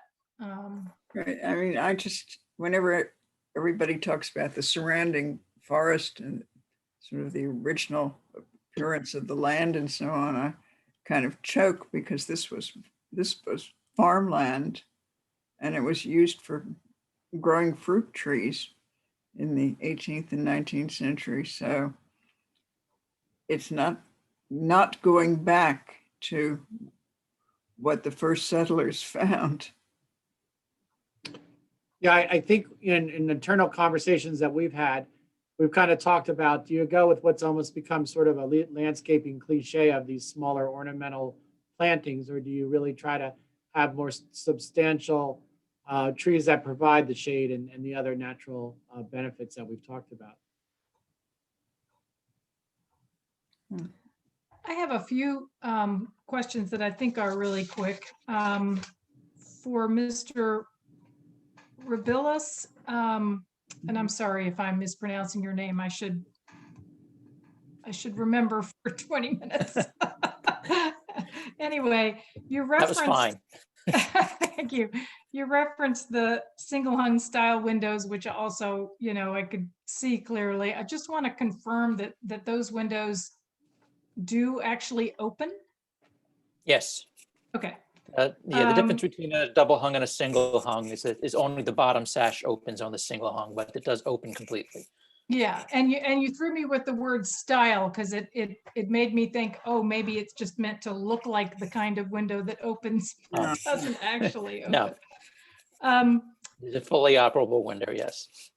Right. And with regard to energy, there was, so I guess this question is for Mr. Zugner, reference to full electric HVAC, which is great, but then also a reference to a natural gas connection. And I'm wondering what it is in the buildings that natural gas is being used for. The only thing that has natural gas in the building is the main HVAC system on the roof that feeds the corridors and the lobby area below. We have found that for that type of use, it was actually more efficient to use a gas-fired unit than to try to get any kind of electric unit that would provide the same things. So that is the only use of gas in the entire building. This is that one unit. Okay, one unit for the corridors and common areas, you said? Yes. Okay. And my last question has to do with the rain garden. I saw in the mock-up video, and I realized that's not necessarily meant to show curbing in exactly every place that it is, but I thought it showed curbing surrounding the rain garden, the eye-shaped rain garden feature, and wondered how, and then somebody talked about sheet flow. So, or do you just have like tire stops, or how is the water getting into the rain garden? Does it come through the inlet or straight off the pavement? So the design would be to have it come straight off the pavement, but we would still construct curbing. And the curbing would essentially have like almost like the reverse of teeth. So we'd have open areas that the water could get through into the rain garden. We would have multiple openings. But even if we had the opening, we still build the curb as a flush curb. It holds the pavement in place and separates the two elements. Does that And you just have clarify? a maintenance plan to make sure that it doesn't obviously get clogged up with Right. leaves and Absolutely. Right, well, the opening is sufficient that normally things would flow in, but if they flow in, they still need to be maintained and cleared out. Leaves and all that element. The real maintenance is in the rain garden itself. okay, that's all I had. Agree about the electric vehicle stuff. And Ed, I know that, you all are great at communicating with your residents. And so maybe periodically you can poll people about whether, if there were ample charging stations, would they consider an electric vehicle? Or, maybe in newsletters, let people know that they can be cheaper to own and that kind of thing might be helpful. Sounds like a lecture some Saturday afternoon or something. Everything you wanted to know about electric vehicles on an informal basis, because I think actually talking to people who have one and use one and so on is the one way to become comfortable with these things. Yeah, Sustainable Jersey is great about helping to make stuff like that happen. That's a great suggestion, Wanda. My apologies for interrupting. Should we close the public portion? I think so. So, anybody else? All right, let's close the public portion. And are there any further board questions or comments? No? All right. Mr. Quinn had Yes. his hand up. Thanks. I don't have a question. I just wanted to thank the applicant and especially Mr. Trisselli. We started down this road a long time ago, and one of the original designs that was discussed was elicited a lot of shock from the people in the room, and I think that that Princeton Community Housing has come up with the best possible design for this site. And congratulations. And it's great to welcome families who are in desperate need of affordable housing. So I intend to vote yes, if you couldn't tell. You'll get a chance in a minute. Is there anyone else who wanted to comment on this? Well, if not, is there someone who'd like to make a motion? But Will Mr. Mueller fill us in on any conditions or review any reports? I haven't heard anything. Mr. Mueller, do you? Yeah, I was going to go through the reports, and actually Tom sent to me this afternoon the applicant's response to the recommendations and comments that had been set forth in the various reports. I was going to go through that. It will take a little while, but it'll lay out a number of conditions. Mr. Mueller, on pages 9 and 10 of the memo from Jim Purcell and Derek Bridger, there's a summary of the conditions of approval, which is much shorter. Yeah, I mean, and maybe the applicant has responded already to some of those, but that at least pulls things together. And well, if I may, Mr. Letizia actually did respond to everything, and there in his letter there are the conditions that they are agreeing to, and I think, in my opinion, Mr. Mueller, it's probably better to go through Mr. Letizia so you can say. You can run right through the ones that they've agreed to. Yeah, that's what I was going to. sorry, That's what I I was did going not to do. see that particular letter. It just by the letter you mean the compilation of applicants' responses, Jim? Yes, I do. Yeah, right. Ms. and that's Wilson, Ms. Wilson, the point is well taken that the shortest route is the best. I think that's what you were going Right. for. And the reason I prepared the That is compilation, exactly what I was going for. the reason I put together the compilation with the help of our team was to try to expedite this part of the hearing. Because I've been through it quite often, as you know, trying to identify all the various conditions. So I guess, Jerry, I think you're probably right. We probably should go down because while I think I can say that PCH is going to agree to the majority of the comments, there are a couple that respectfully disagree. Right. Right. Okay. So just in terms of the relief requested, preliminary and final major site plan approval, the two variances dealing with bedroom size and unit size. According to the checklist, waivers were requested for more than one item. The size of the subdivision plans, a number of requirements dealing with trees and delineating areas of disturbance. On the checklist, they've requested 5 waivers. A lot of them relate to the existing trees. And then the conditions. And let me go through what Tom has prepared. And the way Jerry, excuse me, Jerry, if I may interrupt.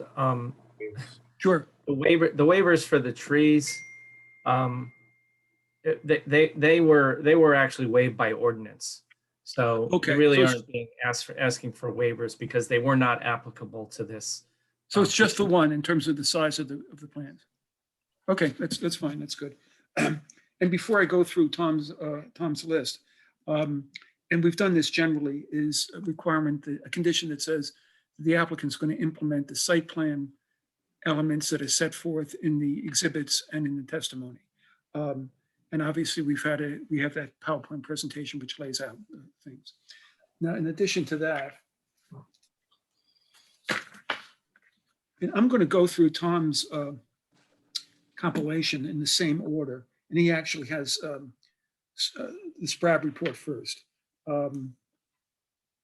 Okay, provide information to prevent compaction of soil on proposed area of bank parking. And they agree they're not going to disturb the banked area. And then include rain garden operation, I'm reading from Tom, and maintenance manual and staff training. Agree to include this information as part of the project's stormwater operation and maintenance manual. And then consider, and this is the comment from SPRAB, consider adding conduit to provide for 4 additional future EV spots for a total of 6 spots. Right now they have 1 station with 2 spots. Obviously, Zenon spoke at some length about that. Is there any inclination on the part of the board to require more than the 1 station with the 2 spots? No? Okay. I would try to get at least another station. I mean, the PEC was recommending 4 stations, but I think that 2 stations, we could split the difference and settle for 2 stations. I mean, I would. Well, the ordinance requires 2. We're complying with the ordinance that you put in place only a few months ago. Is it two charging stations or 2 spaces? 2 spaces, Tom? I think 2 EV spots, right? Ed, I believe, yes. Okay, so the feeling of the applicant is they don't want to do more than the 1 charging station with the 2 spots at this point in time. Correct. Okay. We'll put in the infrastructure for 4 additional spots. But, well, 4 additional stations, so 8 additional spots in the future. Well, what they've agreed to in the material that Tom sent to me was 4 additional EV spots in addition to what they have on the plans now. Oh, well, I mean, could you just do the whole row at 12 spots? I mean, if you're running the conduit, you're digging up the parking area. I mean, it's just conduit, it's not stations. Yeah, if we're just talking about conduit, I agree that's not a significant expense, and we can definitely do that for that row if that's what we're talking about. Okay, Yeah, and I would look into PSCNG will provide funding for that. So I mean, it's probably not. I mean, you're going to be doing the work anyways, but you might be able to even get some money to do that. okay. I So mean, that- I'd be curious if any other members of the board, would how they feel about asking for 2 EV charging stations as part of this. Well, as Mr. Letizia said, the ordinance requires 2, we're meeting that, and now we just agreed to provide conduit for a total of 12 spots. So we're prepared to do that. Okay, well, I guess that'll be what it is. Thanks for at least doing the 12. Okay, then just moving on with Spratt, relocate the 2 EV spots. They've agreed to do that. Consider additional windows on sides of buildings and some other things. The PCH has agreed to provide additional windows on the side of the building. There was testimony about that. Then consider, well, the stuff about, I won't even read the ones that they haven't agreed to. Well, just consider casement windows, et cetera. They didn't agree to that. Consider roof overhang. They did not agree to that, but they agreed to provide interior window blinds or shades in all units. Then include some large canopy trees and only native species in landscape plan. They've agreed to incorporate larger canopy trees and native species, provided that it does not result in significant cost. Do you want to keep that qualification in? Tom and Ed? Yes, we do want to keep that qualification in if that's acceptable. Okay, it's acceptable to the board? Yes. Okay, Yes, and I don't think it's gonna cost more at all, but I mean, they have to be of a certain caliper. So Yeah, I don't think, no, I don't think you're gonna pay, well, I don't think that it's going to end up being an onerous expense at all. Maybe even Okay. cost less. but we'll leave that qualification in at this point. And then consider the rain garden, that's in there. the rain garden is already in there. Yeah, right, exactly. And pedestrian connections to the clubhouse from other areas of the property. They've agreed that they'll consider these concepts in the future, but not as part of this application. Then going to Jim, first Michael's report. I guess it's not an actual condition. Right, yeah, I think we addressed his comment. Yeah, Jerry, right? right. Well, let me go to Jim and Derek's. This is 3.0. Include a table showing the unit type distribution, including net square footages of the units, et cetera. We could say we'll agree to everything in the engineering and zoning report. If I'm just going down, it looks like I'm saying agreed. Yeah, everywhere. I think that's right.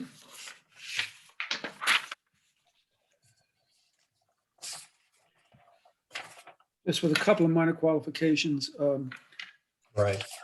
But basically agreeing to everything. Now, with respect to one of them, which is the outflows from the proposed underground basin in the parking area will be discharged existing storm system, and review indicates that the existing runoff from this area is not conveyed by the system. Therefore, the ability of the existing system, this is a comment in the report, needs to safely convey the additional runoff under the proposed conditions must be verified. And PCH has agreed to comply. Apparently, there has been already interchange with Jim on this, but the calculations will be formally submitted as part of resolution compliance. Everybody okay with that? I think that's, from my point of view, that's fine. Mhm. And Jim and Derek, jump in, and Michael, jump in if there's anything that you want to add or you're disagreeing with. And then non-structural strategic point system, they've agreed to comply with that. Stormwater management report. Maintenance of the existing basin will be incorporated into the site's operation and maintenance manual. But I'm a little confused about that because there was some testimony which I thought the person who was testifying was saying they don't want to try to get into the area of the old basin Harry, because they were saying they're not going to modify the basin. That's Oh, a okay, but- different, that's a okay. different operation. They're going to maintain the basin under their maintenance and Okay, operation. that's fine then. Okay.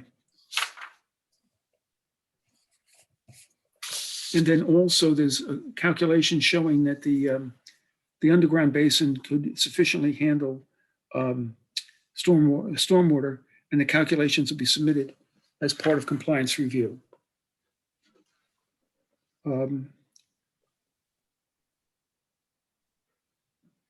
Then I would just say, I'll jump in right now and just say Yeah. that they've been working very closely with Joe Scupian, who is here tonight.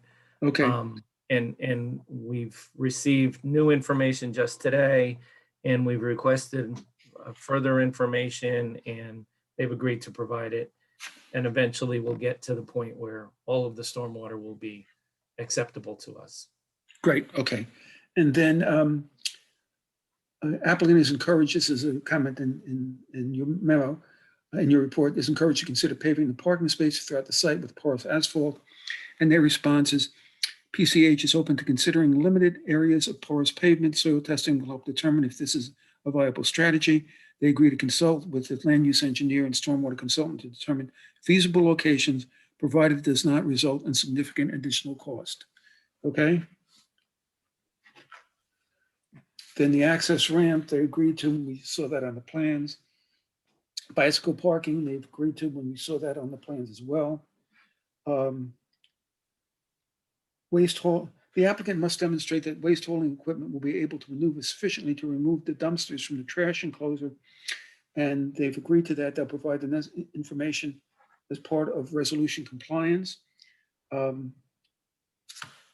talked about the charging stations already.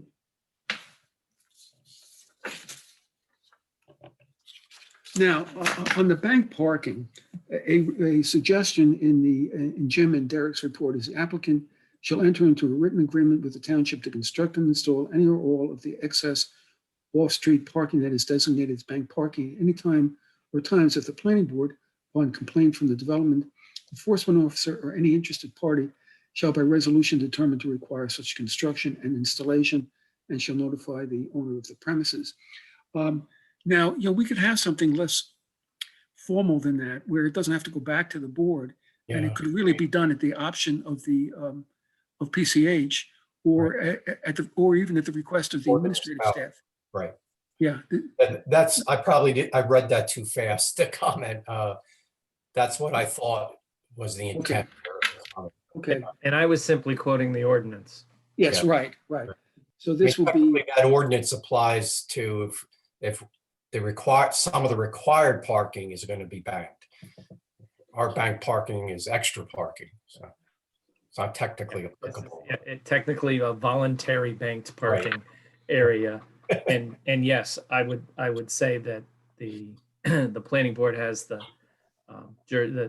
discretion to decide how to apply some sort of condition on requiring great. it to be done. and then By the way, should that be the municipality or the township? well, it would be the municipality. I mean, the township. Yeah, I'm just saying, you know, it's a little technical thing, but you wrote in township. That's because the ordinance, I was quoting the ordinance directly. Yeah, The ordinance still says township. It's not been harmonized yet. Yeah, I jotted down the condition can be done at the option of PCH or Princeton. And then they'll pay the sewer connection fee at building permit time. There was a suggestion that the construction start, I believe, an hour later and finish an hour earlier. And PCH's response, they'll agree to begin noise generating activity approximately 30 minutes later than allowed by ordinance and end such activity 1 hour earlier than allowed by ordinance. Mitigation measures to limit disturbance of residents will be addressed when testimony. Well, they really didn't, but Any mitigation measures, should that be subject to discussion between Jim and your team, Tom? That's fine. You're right, Jerry. I think we forgot to mention that. Yep. I know, Ed, if you have any comments on that? Yeah, just very briefly, when I should have discussed earlier the mitigation measures, we're talking with construction contractors who will be very respectful and share the values that we have for our residents' quality of life. So, certainly starting later and ending earlier is one of those things, but it's also about site safety and maintaining access to the buildings and the parking areas while construction's ongoing. So it's really a full package of again, trying to minimize disruption to our residents' lives. And we can definitely work with the municipality on the details of that as well. Okay, that's great. So we'll put in your language about starting 30 minutes later, finishing an hour earlier, and mitigation measures will be the subject of discussion between the land use engineer and PCH.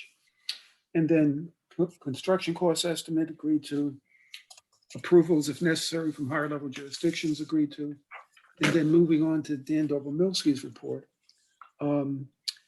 He has, and they've agreed to this, appropriate to include a provision in any approval to allow for the placement of boulders through the landscape area for similar purposes, because that's one of the characteristics, as I recall, of PCV at this point.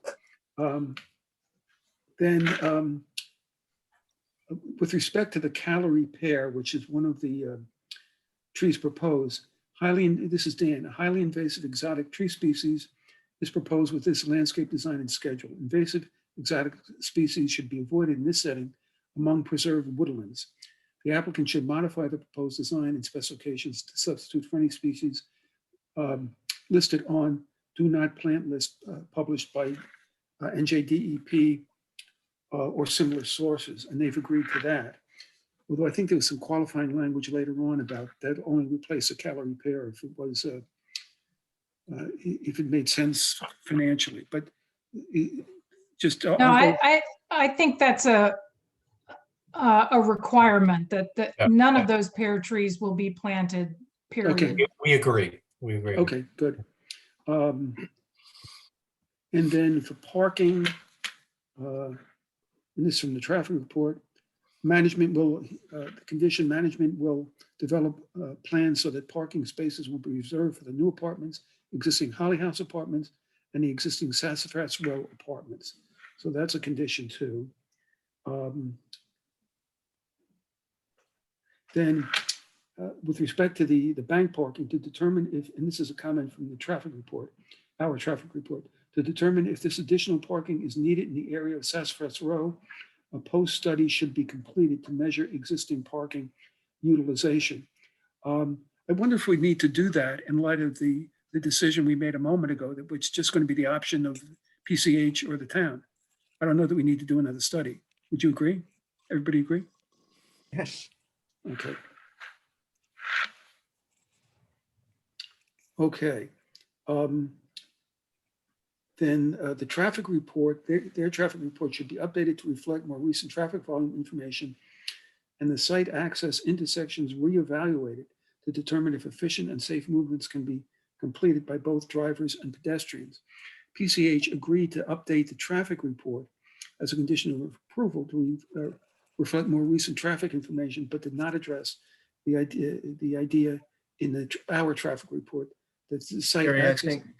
Jerry, I think that comment is moot now because we just got testimony from both traffic experts. Okay, fine. Thank you, Jim. And then another traffic comment, consider reviewing the pedestrian accommodations along Bund Drive at Carlight Boulevard to evaluate if enhancements are necessary. And they've agreed, and that's just considering it, they're not going to do it. Enforcement enhancements, if any, will be, I'm reading from their response, will be the subject of a separate project and application for available funding to be made jointly by PCV and the municipality. Everybody okay with that?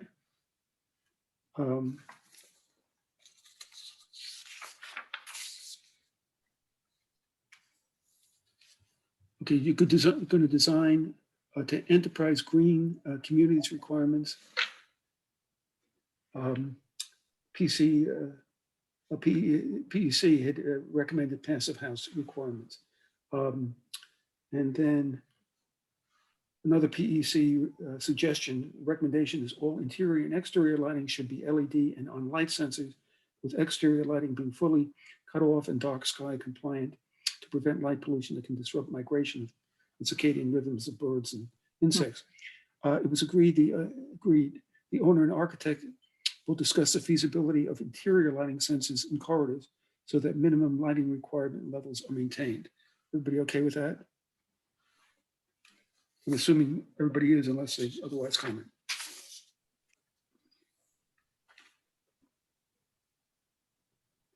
Okay, something about the charging stations, we've gone over that.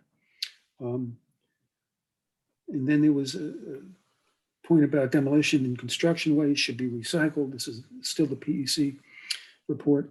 PHC pledges to require construction contractor to meet or exceed Princeton's construction waste ordinance in recycling, targeting a minimum of 50% landfill diversion rate. I would put that in the findings of fact, but not as a condition. It's just a representation of a condition that was a representation that was by the by PCH. And then the Shade Tree Commission, we've already talked about the aristocratic pear.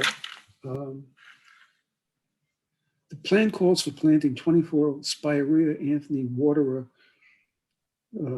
While this species of Spirea is not yet on the do not plant list, it is noted in invasive species articles, and then refer to the articles. They'll agree not to use that, provided that it does not result in significant additional costs. Everybody okay with that?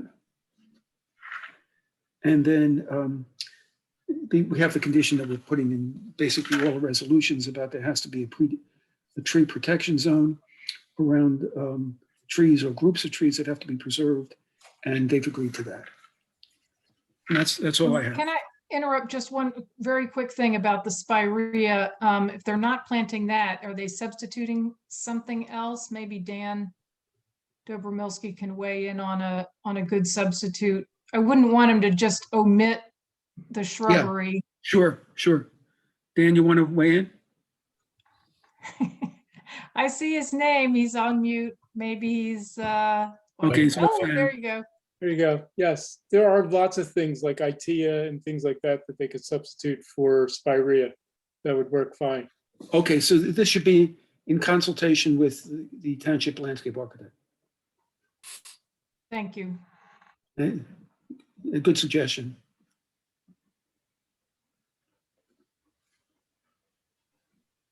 Municipal. Oh, yeah. Okay, and that's it for me.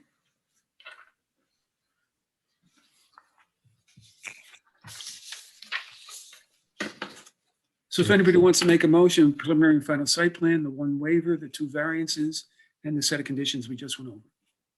I will move approval. Second that. It's Louise. Okay, would you like me to do a roll call? Yeah, I Mr. think we McGowan. should. Yeah. Mr. McGowan, Yes. Mr. Quinn, Yes. Mr. Texarney, Yes. Ms. Wilson, Yes. Mr. Chow, Yes. Mrs. Gunning. Yes. Motion carried. Thank you very Thank much. you very, very much, everyone. Appreciate your support. Thank you. Good luck. Thank you. And you have an early night, right? You're done. Well, We don't have Dave Cohen. Oh, Tim can do it. If Mr. Cohen's absent, compared to last week's meeting, Right. those 3 meetings, I will move to adjourn. I'll second that. Oh, no, I think Ms. Wilson, she made No, the no, motion no, first. All right. Well, let's go with one of them. yeah, moved and seconded. I vote aye. Aye. Hi. Night. Night. Good everyone. Thank you. The Night, everyone. In 2 weeks. Good night, everyone. Unless you're on the landscape committee, when I'll see you in the morning. Tomorrow. This is a big one, April. That's the shopping center redevelopment on April 1st. Yes, Yes. yeah. That's a The study, the presentation of study. the study. Is the Hilltop Park concept plan going to be up that night also? No, Deanna asked us to delay it and she asked for a date in May. Okay. So probably not until the second meeting in May. We should probably stop recording. Okay. Okay. Good night, everyone. Good Good night, everybody. See ya.